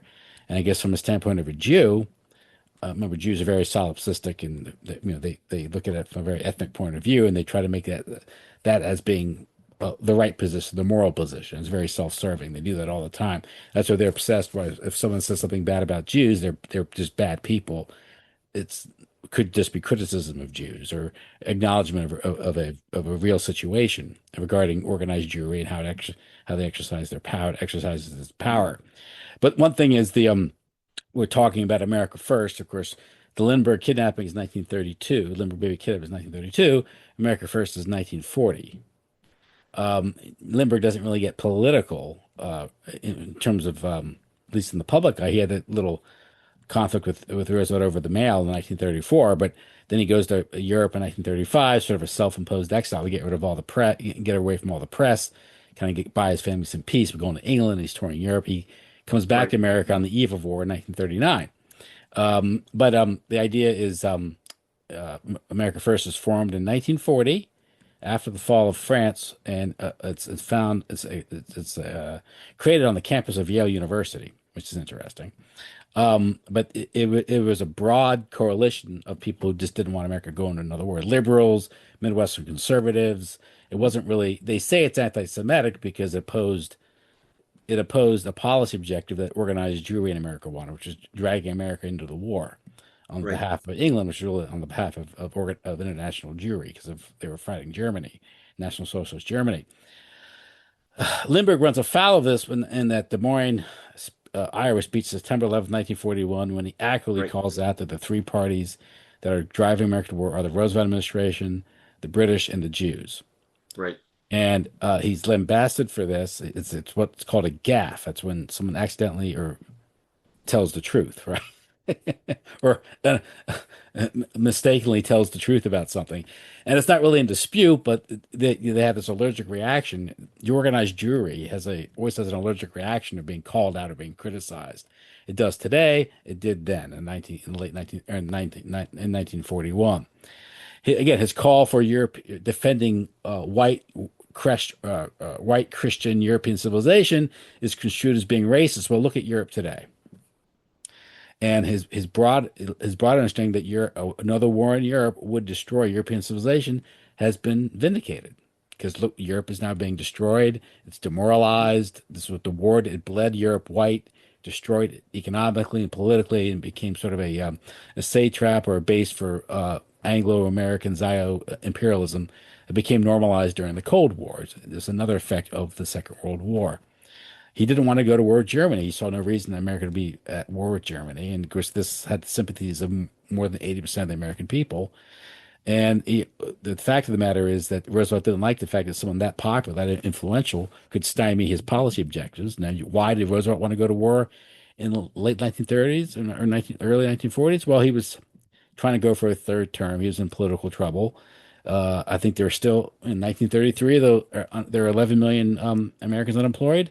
Well, in 1939, there were 11 million Americans unemployed. So basically, his New Deal had failed. right, So he had that. He also didn't like the fact that Lindbergh had bested him politically back in 1934. Roosevelt was a very petty man. He was a politician, and he was very untrustworthy. In fact, he's so untrustworthy that he's admired for the fact that he was so, clever in getting his policy objectives, succeeding as policy objectives. The American people were against it. In fact, he campaigned against it in 1940 when he made a promise that America would not be dragged into wars. He said, "Mothers, your sons will not be fighting any wars on any foreign shores." And of course, right, the reality was his administration was pursuing, in conjunction with British intelligence, foreign intelligence, to get America into the war. You had William Stevenson operation, which Roosevelt right, worked hand in glove with. And you had the Quarter Circle, who was working with British intelligence to get Hollywood behind this. Hollywood was run by Jews at the time. The only studio that wasn't run by Jews at the time, I think, was Walt Disney's, and that was seized by the Army on December 8th, 1941. So that's the context of this. And this is why he went from hero to heel because the Roosevelt administration was working at the time with the press, people like was it Drew Pearson, Walter Winchell, CBS Radio, all the major newspapers, they all lined against him in 1941, particularly after that speech. And they were all working with British intelligence. So ironically, it was the Roosevelt administration and American newspapers working with the AJC, organized Jewry, and British intelligence to undermine a true American hero. And that was a reality of power politics at the time. Most people are unaware of that. What's interesting is that you suggest that somehow the Lindbergh kidnapping itself was some sort of deep state operation to keep Lindbergh from being politically active. I gathered from your presentation, which is particularly interesting. You want to go into that? First of all, any comment absolutely. on how I summarized the political situation No, in your 1940? your summary is 100% accurate. Yeah. Lindbergh was simply trying to keep us out of an unnecessary war, um, a war that, if we'd stay out of it, would have probably destroyed communism and saved us from the Cold War. Hmm. Um, and you and I have talked about things like Pearl Harbor and the Pearl Harbor cover-up in past broadcasts. Hmm. Um, yeah, let's talk about the kidnapping and uh, Oh, just one more to the thing. public. Yeah. We see it today. Back then, you had FDR calling him a Nazi. Hmm. You had the people calling him a Nazi sympathizer. Just like today, if you don't Right. support the war against Iran, if you call out the influence of the Jewish lobby and AIPAC, they call you an anti-Semite. Same thing. It doesn't matter that that it happens to be true. They'll call you the name. So FDR could not debate America First or Charles Lindbergh on the substance of the debate. Mhm. They had to go name calling and draw into question their loyalty, even accuse them of treason, rather than debate the matter. And behind the scenes, they were changing. Roosevelt was provoking conflict. He was trying the Battle of the Atlantic throughout 1941, trying to get German submarines, U-boats to fire Oh, on yes, British definitely. Yeah. ships, even going so far as to claim that Germany had a plan to invade North America via Senegal, was it to South America through Mexico? Yeah, that map he produced and all that was given to him by William Stevenson. So there, Right. so there's that. So that all that was going on. But so go ahead. We were talking about why an operation would be carried out in the early 1930s against the Lindbergh family. Okay. Um, well, I do want to talk a little about what happened with this kidnapping, in my view. Um, I've read approximately 20 books on the Lindbergh kidnapping, and I did spend 2.5 years on the Lindbergh Kidnap Board. Again, it's 12 to 15 years ago. And one thing I noticed is that no books about the kidnapping ever acknowledged that there's such a thing as the deep state. None of them did. They treated the kidnapping more as if it's a game of Clue. Was it the maid? Was it the butler? Was it the sister-in-law? This kind of thing. Hmm. But they never connect it to the bigger picture of American politics. And I think it's very difficult to disconnect the American deep state from something that was called the crime of the century. Now, if you look at the deep state and the years preceding the kidnapping, we know that they were behind the Spanish-American War of 1898, which gave them control of the Cuban sugar industry. They were behind the Panic of 1907, which immensely profited the interest of J.P. Morgan and John D. Rockefeller, and led to the foundation of the Federal Reserve in 1913, which they further profited from the invasion of Mexico in 1914, which is entirely on the behalf of big oil, so that the Standard Oil people would not be taxed by Mexico. The sink of the Lusitania in 1915, to bring America into World War One, the creation of the League of Nations in 1919, stepping stone to world government, the fleecing of $6 billion from American taxpayers for war munitions during World War One that were never manufactured or sent to the front, which was documented in a 21-volume report by the Graham Committee of Congress, and then another fleecing of the American people with the 1929 stock market crash. That's all before the Lindbergh kidnapping. And if people want to read a good book on the deep state and Lindbergh's time, I would suggest reading Ferdinand Lundberg's book, America's 60 Families, published in 1937, which talks about just about everything I just mentioned. And of course, the state continues to rule, whether it's Tonkin Gulf or the 9/11 attacks or the COVID psyop or the climate change psyop. The deep state has its hand in everything. So it's hard to believe they were not involved in some way in the Lindbergh um, kidnapping. So now those who claim that Lindbergh was so powerful that he controlled the American justice system and covered up his own crime. This is a total lie. Lindbergh was popular. He did not control the justice system. It wasn't Lindbergh who fleeced billions of dollars from American taxpayers. It wasn't Lindbergh who started wars. It wasn't Lindbergh who appointed judges. He did take charge of the investigation, but that only lasted about 2 months until the child's body was found. Then he dropped out and then left it in the hands of the police and the FBI. Um, He left the country. yeah, he left the country, and I think Yeah. they were trying to drive him out, and for political reasons that we're about to get into. Now, the deep state detested the Lindberghs. And let me elaborate on this. Charles Lindbergh, the aviator, his father was a five-term congressman, Charles Lindbergh Sr., and he was probably the greatest opponent the deep state ever had. He bitterly opposed the establishment of the Federal Reserve. He called it a conspiracy. And in 1917, he introduced articles in Congress to impeach the entire Federal Reserve Board, starting with Paul Warburg. And in World War I, he tried to keep us out of that war, and he tried to publish a book in 1918 called "Why Is Your Country at War?" But federal agents seized the printing plates. It eventually, many years later, found its way into publication. The only other member of Congress who might have been considered the greatest enemy of the deep state was Senator Bob La Follette from Wisconsin. He exposed the Lusitania conspiracy, and the deep state responded by having their friends in Congress try to impeach La Follette from Congress. But fortunately, the former Secretary of War, William Jennings Bryan, came forward and he confirmed everything La Follette had said about the Lusitania, and they had to cancel the impeachment.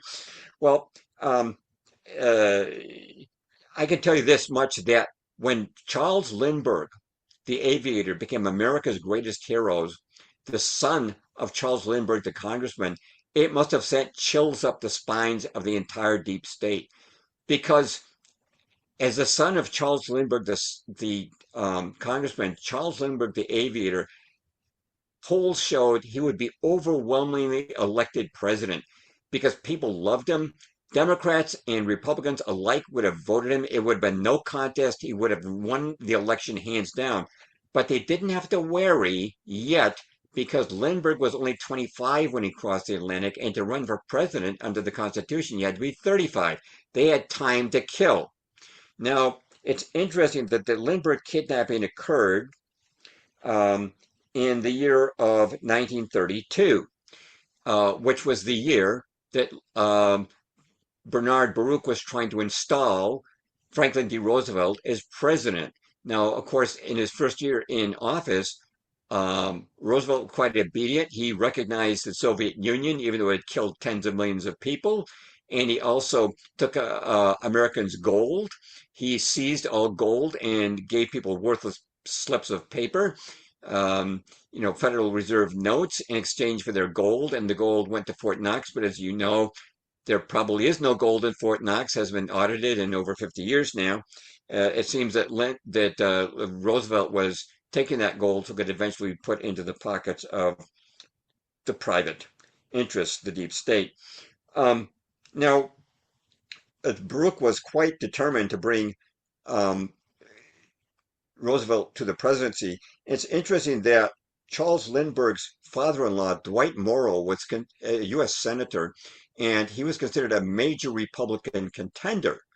Um, he definitely was, and but unfortunately, he died in 1931 at age 58, rather young.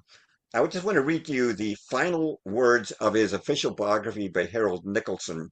These are the final words, quote, "That night, he had consented to speak at a dinner given at the Commodore Hotel, New York, in support of Jewish philanthropic societies. He dressed early and bade a gay good night to his wife and oldest daughter. They listened afterwards to his speech on the radio. He spoke of the nature of human charity. When he returned to Englewood, the house was dark.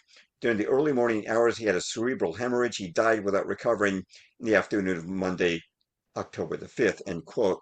Those are the final words of his biography.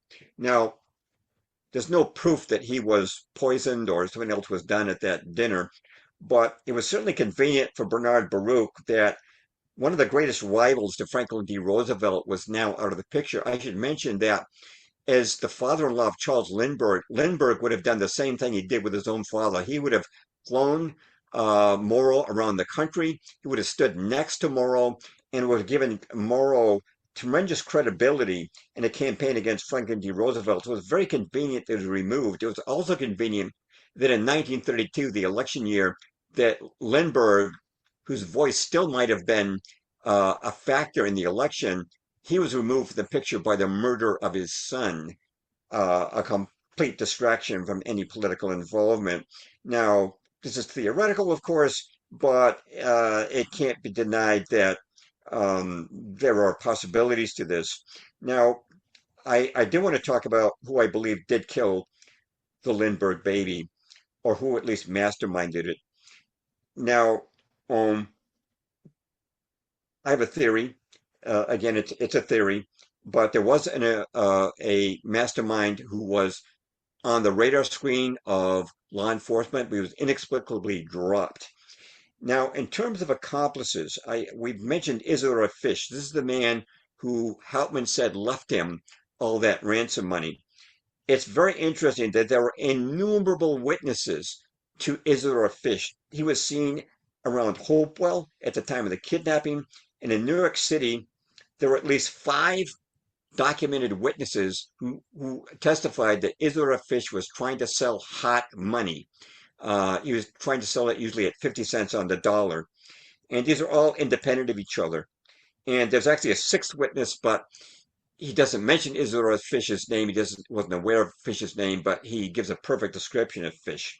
So we could call it six. Fish paid for his 1933 steamship ticket to Germany with gold certificates, and he applied for his passport on May the 12th, 1932. That is the exact date that the body was found of the child. Um, Now, there's another witness who rarely gets mentioned. His name was Alfred Scott.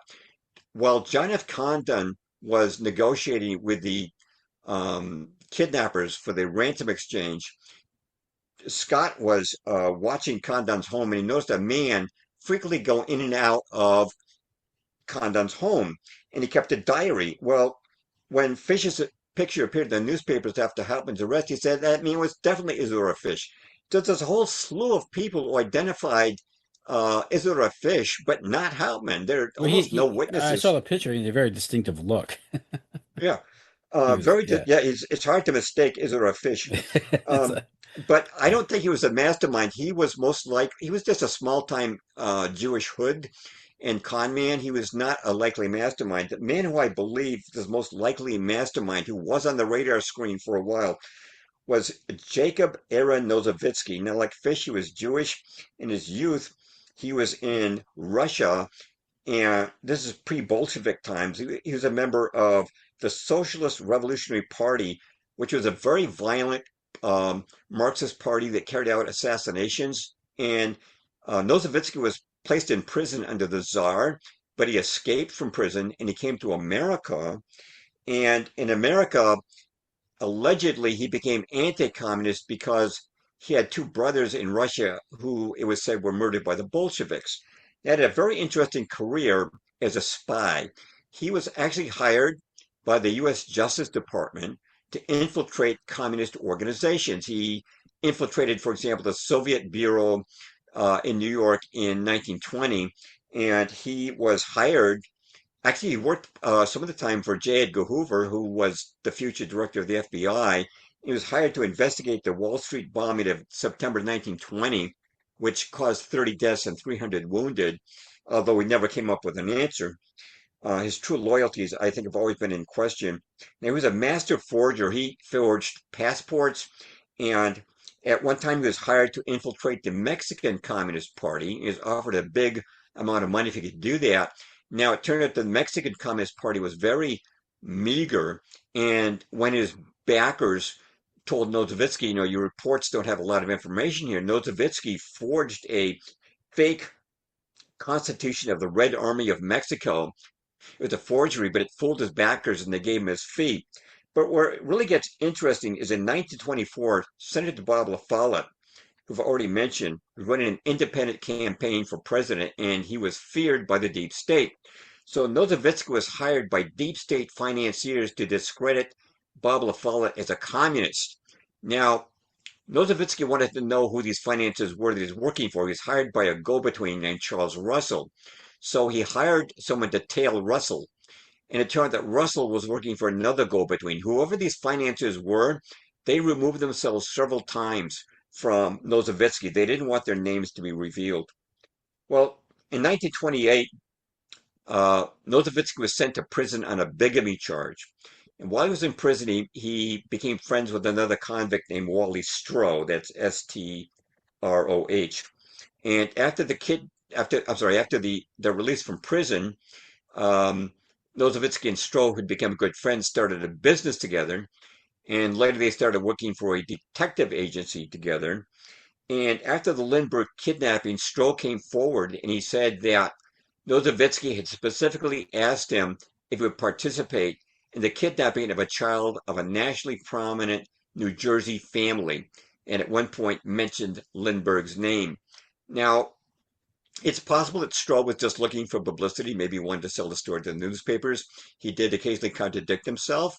However, an independent witness named John Graham also said that Nozowitzki tried to invite him into a plot to kidnap the Lindbergh child. So we got two witnesses saying that Nozowitzki was trying to kidnap the Lindbergh baby.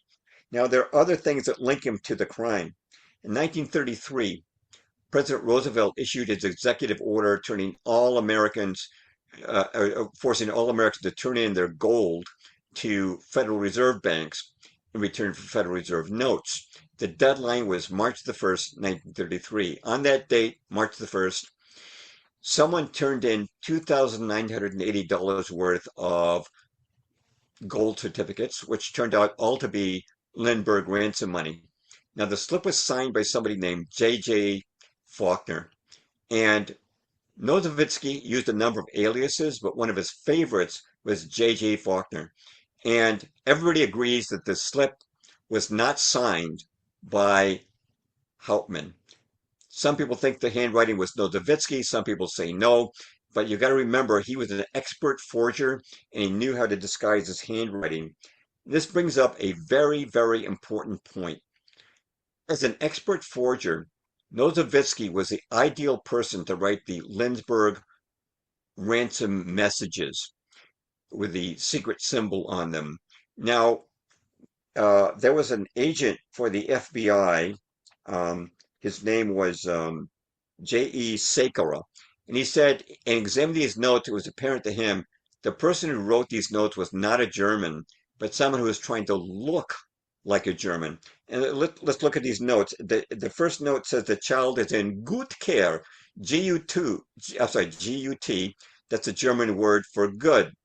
Now, Hauptmann had lived in this country for 9 years, and when you're learning a new language, you usually start by learning the most basic words like hello, goodbye, bad, good. These are simple words. After 9 years, I'm sure Hauptmann knew how to write the word good.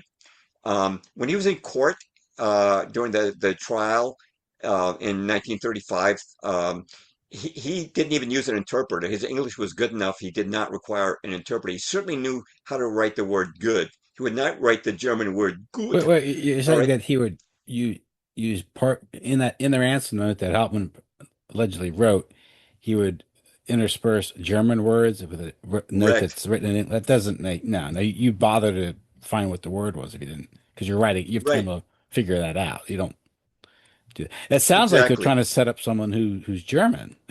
That's exactly what they're trying to do. Now, Yeah, another word they yeah. used was for the word house. When I was studying French in public school when in my as middle school. Hmm. Some of the first words we learned were good and bad, Yeah, bien for good and mal for bad. You certainly learned the word for good. And another word we learned very early was the word for house, H-O-U-S, I'm sorry, for maison in French, yeah. maison. So Hauptmann was a carpenter. He worked in houses. He certainly would have known how to spell the word house. Yes, But the yes, ransom note yeah. uses the German word H-A-U-S for house. There's no way that Hauptmann would have done that. So this was a person trying to look like a German who wasn't a German. And he was And fluent in English at the time, so I'm sorry, right? He was fluent in English at the time, so. he was he spoke broken English, but still fluent enough that he did not require a translator in court. Hmm. And So they used the word house and gut. And Nozowitzki was, I should mention, although he's not a German, he was fluent in German, so he knew how to intersperse German words into the notes.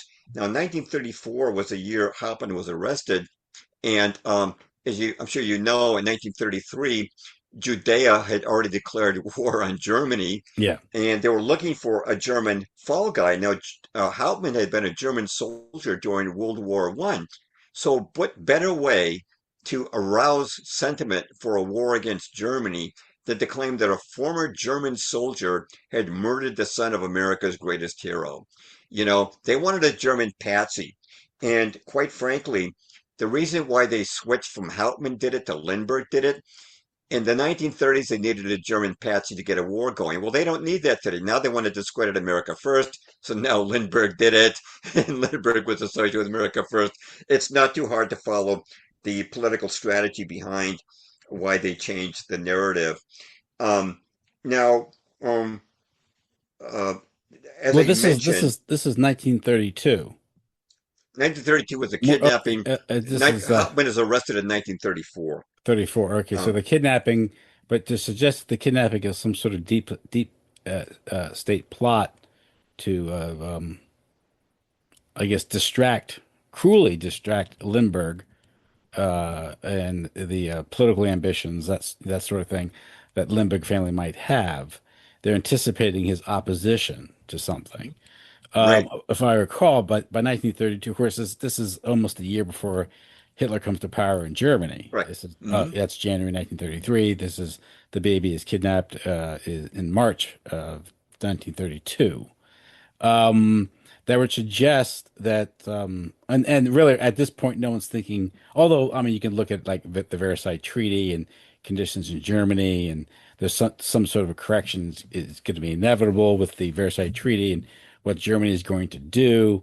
But this would suggest that oh, it's interesting. This guy knows Novinsky, right? Is his name?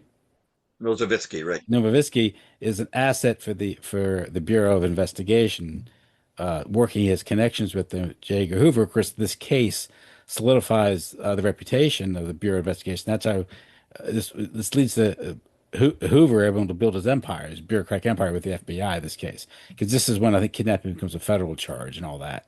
The publicity behind it, the necessity of the FBI. That's just interesting. But this would suggest that. If this is indeed an operation against Lindbergh for his anticipated opposition to America involving itself in yet another war in Europe, this was just those in power as early as 1932 are anticipating another war in Europe, right? Would suggest that that's a possibility. Yeah. Um, that they were already anticipating that the uh, NDSAP was going to come to power the following year, and they wanted to start the ball rolling on that. I can't prove that, but certainly they had motives for wanting to attribute this crime to a German, and I think Well, that's why. my point is, if you look at what's going on geopolitically at the time, you can't take World War One and World War Two as separate events. It's a 30 years war to Mhm. destroy Correct. Mhm. Germany and also to pretty much destroy Europe. And broadly speaking, this is when I got so early speaking about Lindbergh. He saw this as sort of as a disaster for Western civilization. Hitler did too, by the way. Hitler Right. wanted to unite Europe against America, but he saw America as doing something completely different. Lindbergh saw United States and Europe being sort of Western civilization, and for that he's being called a Nazi. That's what this sort of idea, and we kind of see the wisdom of that today. Unfortunately, America has been used as sort of as muscle to destroy Europe in two world wars, Right. and we Mhm. celebrate it. It's part of Mhm. our national identity, if you were, the triumphalism. That's what so many Americans still celebrate, and it's all part of that narrative out of the World War II, which has become so. No one's ever questioned the narrative of the Second World War. The First World War is kind of people started to regret it. The Second World War is still seen as heroic, at least in the official narrative and popular media Mhm. and in the media and how it's treated in academia. And it's revisionists to draw this into question who were sidelined during the 30s by the Roosevelt administration. People like Harry Elmer Barnes, Yes. John T. Flynn, who was the other Uh, guy, Father Garrison, Coughlin, Father Father Coughlin, Coughlin, and another yeah. Nazi, a Catholic priest, a Nazi. Sure, okay. Anyway, it's like they just throw everyone in together. But it just is that what was going on at the time, and if you look at the bigger picture, is that of course the World War One was basically was brought about because Germany had just gotten too influential and powerful on the continent. Economically, we gotten too powerful, and England needed to go to war against Germany to knock it down a peg or two, and that's what happened. As a result, you had this war that lasted till November 1918.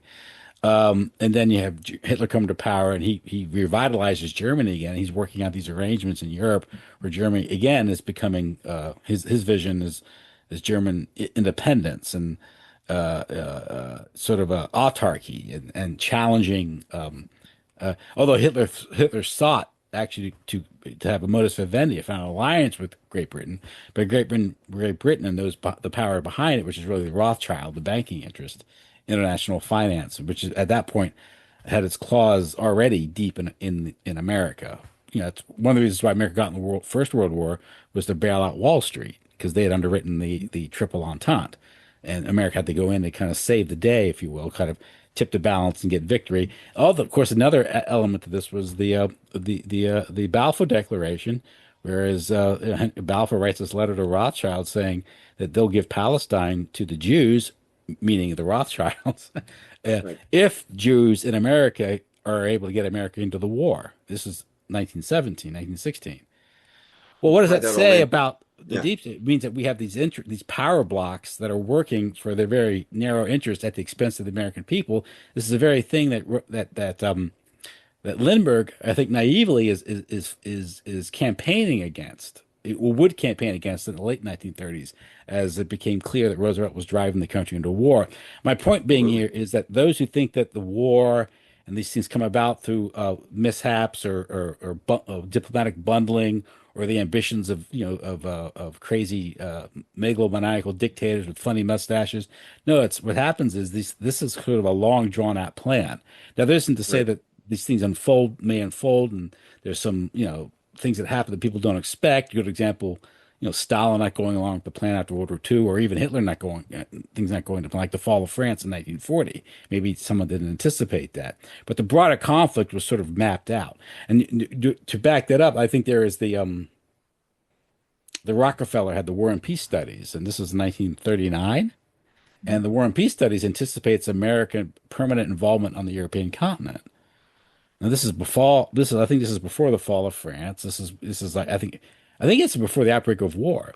So basically those in power were anticipating a war and American involvement in it. I'm suggesting that maybe as early as the 1930s, those who are, those in power, the bankers are these things are working out a strategy where inevitably there's going to be a conflict. The details might not be known as yet.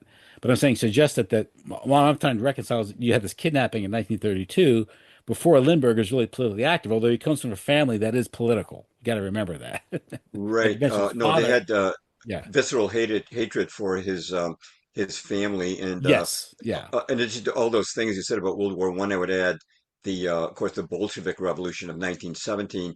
Hmm. Obviously, very complex, a very high intelligence, demonic intelligence is working here, Hmm. and it doesn't surprise me that in 1932 that intelligence would already foreseen events that were going to Yeah. take place, even though it might not make that much sense to us just in purely material terms. I believe that there was a higher intelligence, a satanic intelligence that was controlling all these events and moving them forward. Um, Regarding Nozovitzky, he was a suspect, but he was dropped. The New Jersey State Police asked the NYPD. NYPD just glibly said he's not a suspect. And I've Hmm. tried to push to find out why that is. And the only reasoning I can find is that the NYPD hadn't seen him around what they called his quote unquote usual haunts in New York City in the months leading up to the kidnapping. That doesn't mean he's not across the Hudson in New Jersey. Hold Yeah. up. You know, they said he might have been in Canada where his former wife, Esther Levine, was living, but there's nobody who actually saw him or witnessed him at the time of the kidnapping someplace else.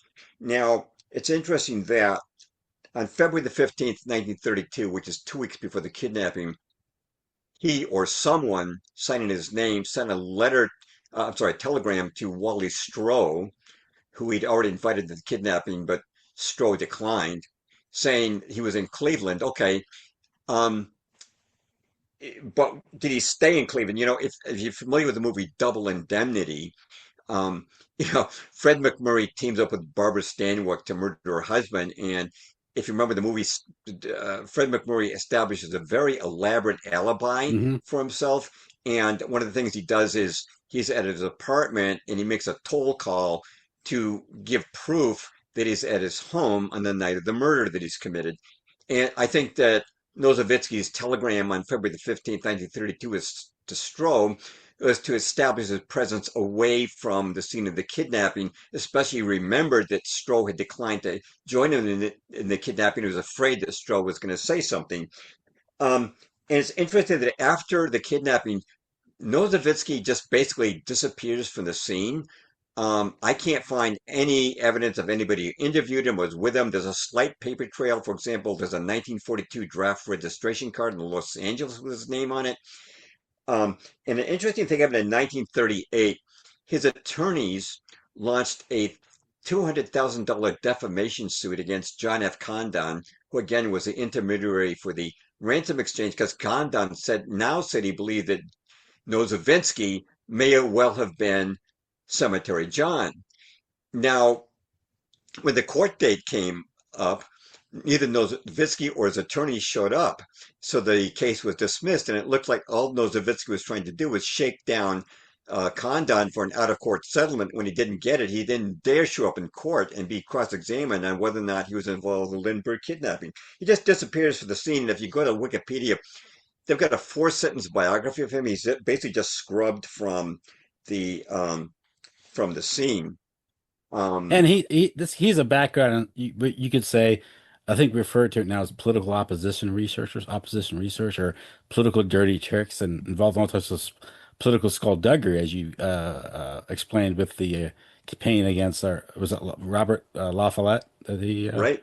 Yeah, And so he was involved in the these dirty tricks, and he also was a history of violence too. So, but someone would have had to like kill the baby. That's pretty. But then again, you're dealing with people who are ruthless. So yeah. Yeah, let's talk about the killing of the baby for a moment. The FBI interviewed the mafia, chief mafia figures, and the mafia just said, "Listen, we're not going to kidnap Lindbergh's baby." You know how much money um, Al Capone's organization was making at its peak per day Yeah. from racketeering, illegal whiskey, prostitution, protection racket. They're making $700,000 a day. Do you think they're going to kidnap Lindbergh's baby for an extra 50 grand? No way. Mhm. And Johnny Torrio, who was Al Capone's mentor, was interviewed by the FBI, and here's what he said about the Lindbergh baby. He said, quote, he was kidnapped and subsequently murdered by someone who had a grouch against Lindbergh, and it was purely a case of personal vengeance, end quote. He didn't think it was about the money at all. Now, I should mention something about the corpse that was found off the road. It was highly decayed, and it obviously had not been there since the night of the kidnapping. There's no way they're going to let that body be found before they collect the $50,000 ransom. So it's put there later. And what's important to know is this, although the body was 75 feet off the road, it had been in a burlap bag. We know that it was only 10 feet off the road. The burlap bag had one of the child's bones in it and had animal hair in it. And it looks like an animal such as a fox dragged the child's body out of the bag, dragged it away further from the road to feed on it, and that probably delayed the discovery of the baby. But what this was, I believe, during Prohibition, the Purple Gang and the Capone gang, when they would kill a member of a rival gang, they would sometimes dump the body near their headquarters as a message. I think this body being dropped in in a burlap bag was a message for Lindbergh. See, kid, see, Lindbergh, we've not only taken your money, we killed your baby anyway. Live with it. Here's your baby. We put him in a burlap bag. That's all we think of him.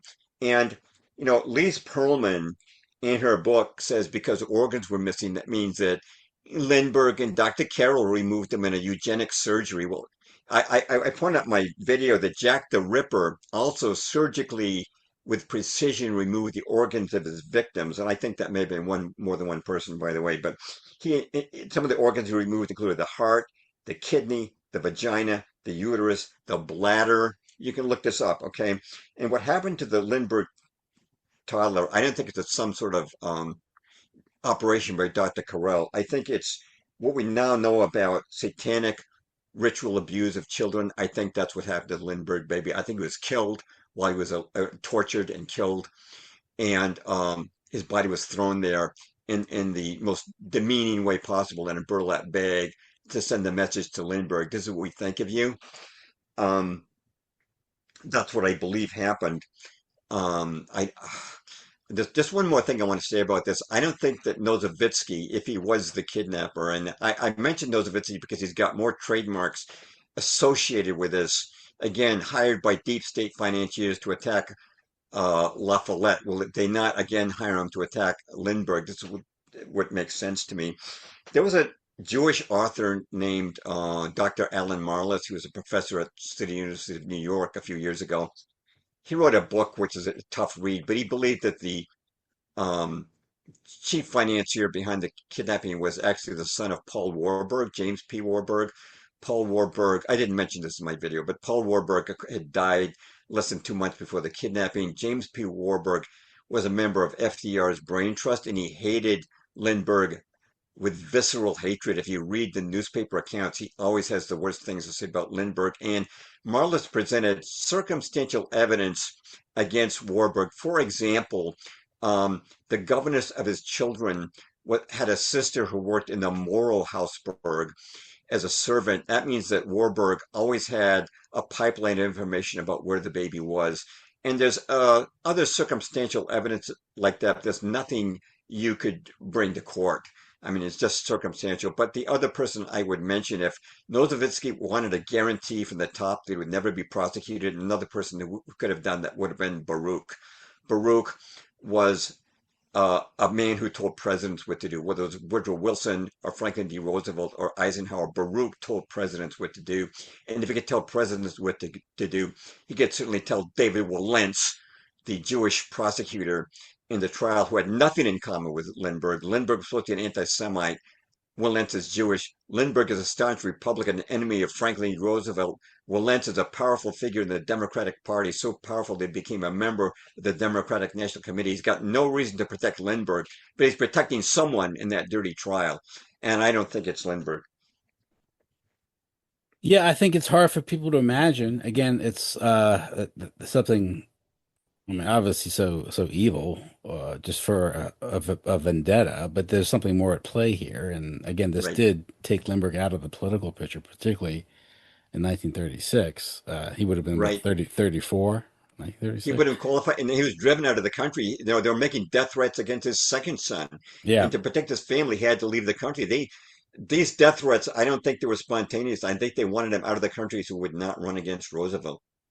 And they were, I mean, dirty tricks were very common in those days, just not written. I think it was Thomas Mall wrote the book Desperate Deception.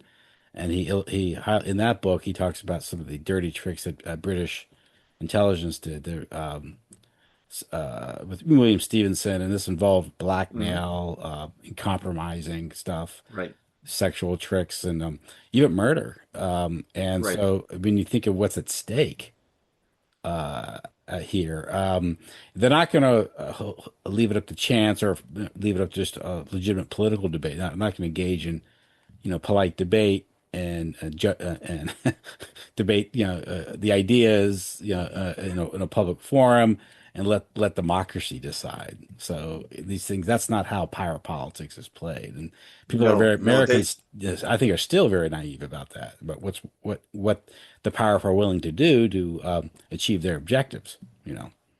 right. They were determined to bring Roosevelt to power in 1932, and I think they're willing to do whatever they had to do to make sure that happened. Yeah, Lindbergh's father is one that said with the creation of the Federal Reserve that booms and bust will be scientifically created for the enrichment Hey, of. that's correct. Yeah, Yeah, and of course he was a very wise man. Yeah, his attempt to impeach Wahlberg, Paul Wahlberg, would obviously earn their enmity, and right, these people don't forget.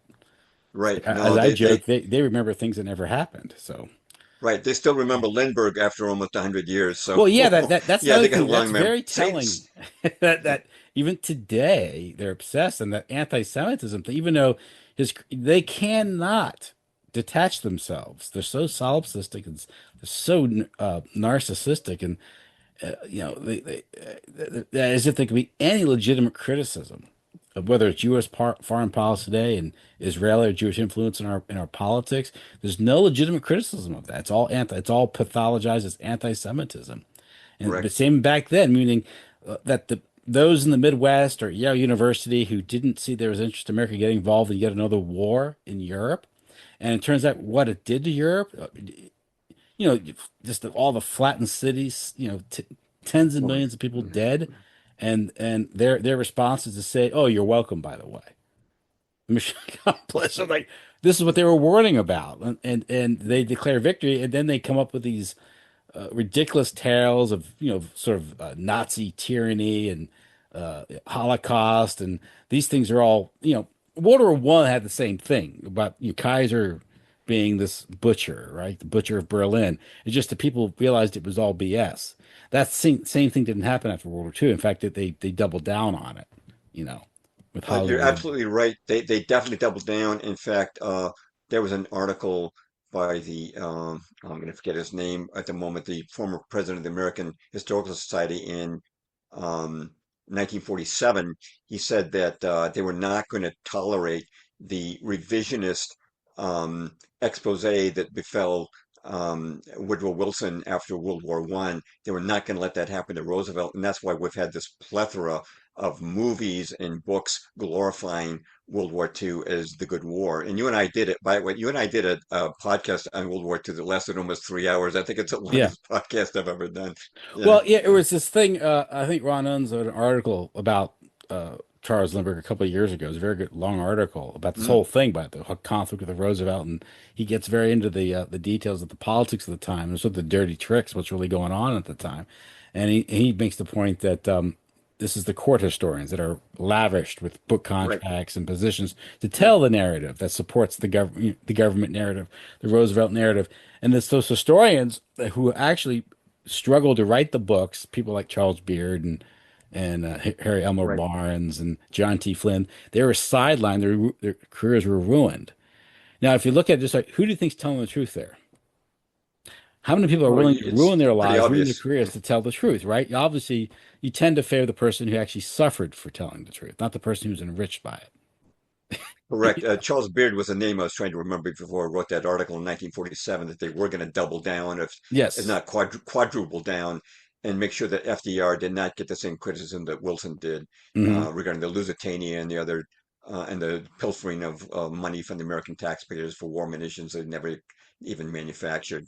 All those things that happened in World War One, they were not going to let that happen Yeah. after World War Two. And all those efforts, whether it's the Jewish control of Hollywood, of the media, coordinating with agents, with the British and all that, to manipulate public opinion, lie to people, make movies, these things. And if when Charles Lindbergh pointed this out, he was called anti-Semite. But now we do know, not just with the history of it, this there was coordination. I mentioned the quarter circle, and then Hollywood goes to war. It's celebrated.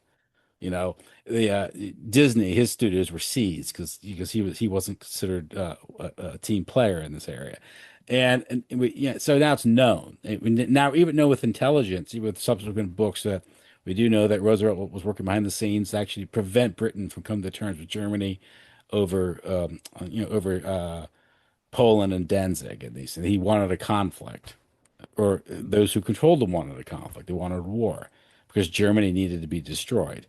And whoever came to power, whether it's Hitler or somebody else, because Hitler initially just wanted to obviously address the Versailles Treaty, but also settle things like with Danzig and these. Any German, what he was demanding, all German presidents had demanded. It wasn't anything unique. He just Right. succeeded in doing it, which actually was the problem.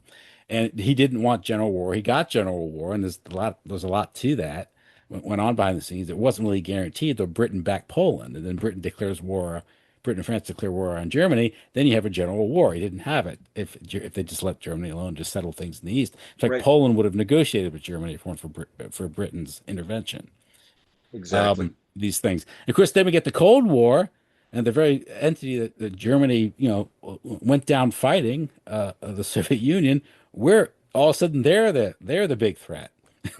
And then we got Yeah. to build up West Germany again Yeah. to be the bulwark against the Red Army now, which now occupies, half of Europe. I mean, it's like, I mean, a little vindication for Charles Lindbergh here. I would say he's completely vindicated. By the way, I just want to inject. I had not heard that Disney studios were seized. I remember seeing Disney World War The II next cartoons. day. I didn't realize that they seized the studio. That's a new one on me. Yeah, I that got to was the look that next up. day. Now, right after Pearl Harbor, they were ready to seize the studios, which didn't suggest that Wow, Pearl Harbor wasn't a shock, so they were ready to do wow, it. But it's like, it's like this is the very thing that Lindbergh was warning against that happened, the destruction of Europe, all the the tens of millions of deaths that occurred, and he just didn't see Germany as a natural enemy, which it wasn't. And of course, all that is ex post facto propaganda to justify all the destruction. You know, much of the Holocaust narrative is there to justify what the right. Allies had to Mm, do to win the war, which is firebomb the cities and mete out all mm, that destruction. And it's but this is all part of the function of the court historians. They write the books, the narratives. Those who mm. win can spin the narrative that supports Yeah, then their. they get the big contracts, they get the fame, and Yeah. other people are left, like And all media today. we Yeah. we see Saving Private Ryan or something or Schindler's List, and this all goes back to controlling the imagery and these things in the war. That's what Walter Lippmann wrote about in the Yeah, 1920s. But from Casablanca to Hogan's Heroes to Saving Private Ryan, the narrative never changes. no, yeah, it's the same thing. Yeah, and of course Casablanca is about Rick, the reluctant American who decides to get involved in the fight. Right? Yeah, Everything happens at Rick's place. It was a play, I think. But that movie came out what 1942, I think so. Yeah. which means it had to be in 41 or the 42. works before America's entry. Oh yeah, sure. No, these people definitely have intelligence to let them know what's going to be happening next before the public Yeah, gets you it would from also there, had like the Sergeant newspapers. York with Right. that's 1941 or 40, and then you have all the Shirley Temple movies that are making the British look good. Littlest Princess, Oh, that's true. you I know, never think about that. But yeah, Gary Cooper's movie Sergeant York came out just weeks before Pearl Harbor, and of course that was an enlistment promotion. And because initially Gary Cooper's as Sergeant York is reluctant to enlist, but then he does, and he becomes a big hero. And yeah. so that was being fed to the American public right before Pearl Harbor. And of course, And, in 2001, the movie Pearl Harbor comes out the summer of 1941. right. I'm sorry, the Yeah. summer of 2001. And another coincidence is the HBO series Band of Brothers premieres September 9th, 2001. I didn't know that. Oh, okay. Sunday, September September. 9th, Okay. 2001. I got to do some more research. But then this, it could be a coincidence. But as FDR said, there are no coincidences in politics. Right. Well, too many coincidences. Any good detective would tell you too many coincidences are not to be believed. Yeah. So, well, yeah, it's interesting. I mean, so many years later, it's an interesting case, and it's again, it's hard for people to imagine that as early as 1932, people were plotting against Lindbergh. But if again, people forget the Lindbergh family is very politically active, particularly his father, Right. and something that was unfolding in the 1930s, the Second World War.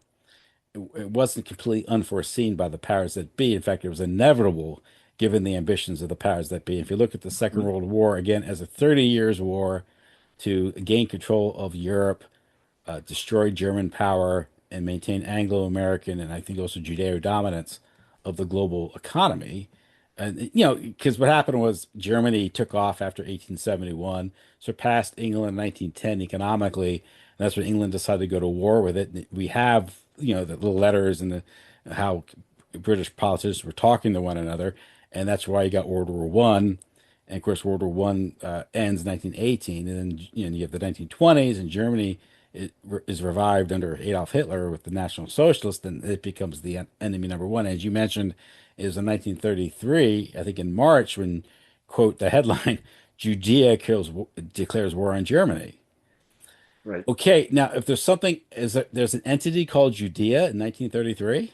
No, this is international transnational Jewish influence, which has Mm, its tentacles, if I may use that metaphor or imagery, in every Western country. And of course, this is a problem we still have today. And and still is. you will be called an anti-Semite for addressing this reality, even though we see it today with the Trump administration. Trump scuttled his administration, his second term, on behalf of Israel and the Jewish lobby. Right. And this is and if you call this out, they'll call you the same thing they called Charles Lindbergh. Right. It's amazing the continuity we see. This Yeah. is one reason why I still consider the Lindbergh kidnapping case relevant because it directly interrelates, interacts with what's happening in our culture today. Just the fact that people are going on having shows on YouTube where it's supposed to do trying to still pin Lindbergh as the killer of his own child. Again, 2020, HBO adapts Philip Roth's book. Why? I mean, Yeah.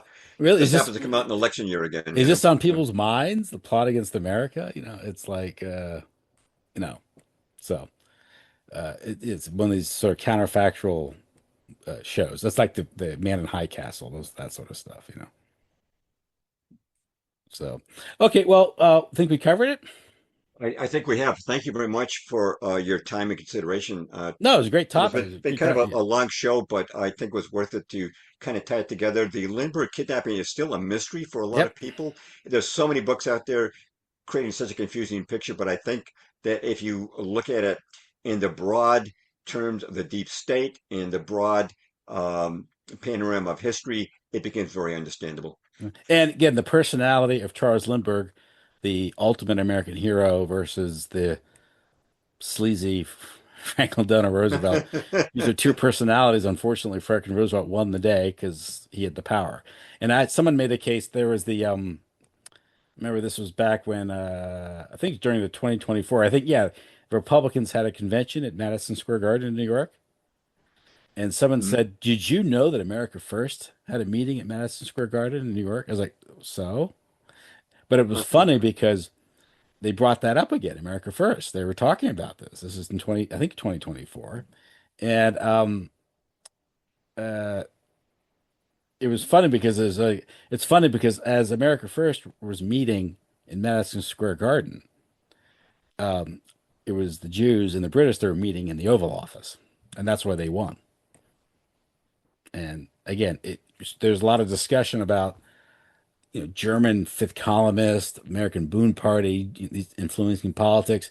Okay, maybe. And prior to 1941, that's probably legitimate politics because they can say, "Hey, I'm pro-German, I'm American," when you can just say, "I'm pro-British, I'm American," because this was Right. part of the Mhm. different ethnic groups that comprise America, particularly like in the Midwest, a lot of Germans. So it's a legitimate sentiment, if you will. Same like there's Irish sentiment. This is the sort of that America is sort of vexed with this because we're kind of a mixture of different ethnicities from Europe that came here, and a lot of those vendettas or grievances travel with it, although they eventually go away, except for one group. But anyway, the um, the idea, the idea that it becomes accepted, just accepted, that it was completely legitimate for to Roosevelt to conspire to meet with British security agents prior to America's entry into the war, when that coordination is manipulating a country into that war.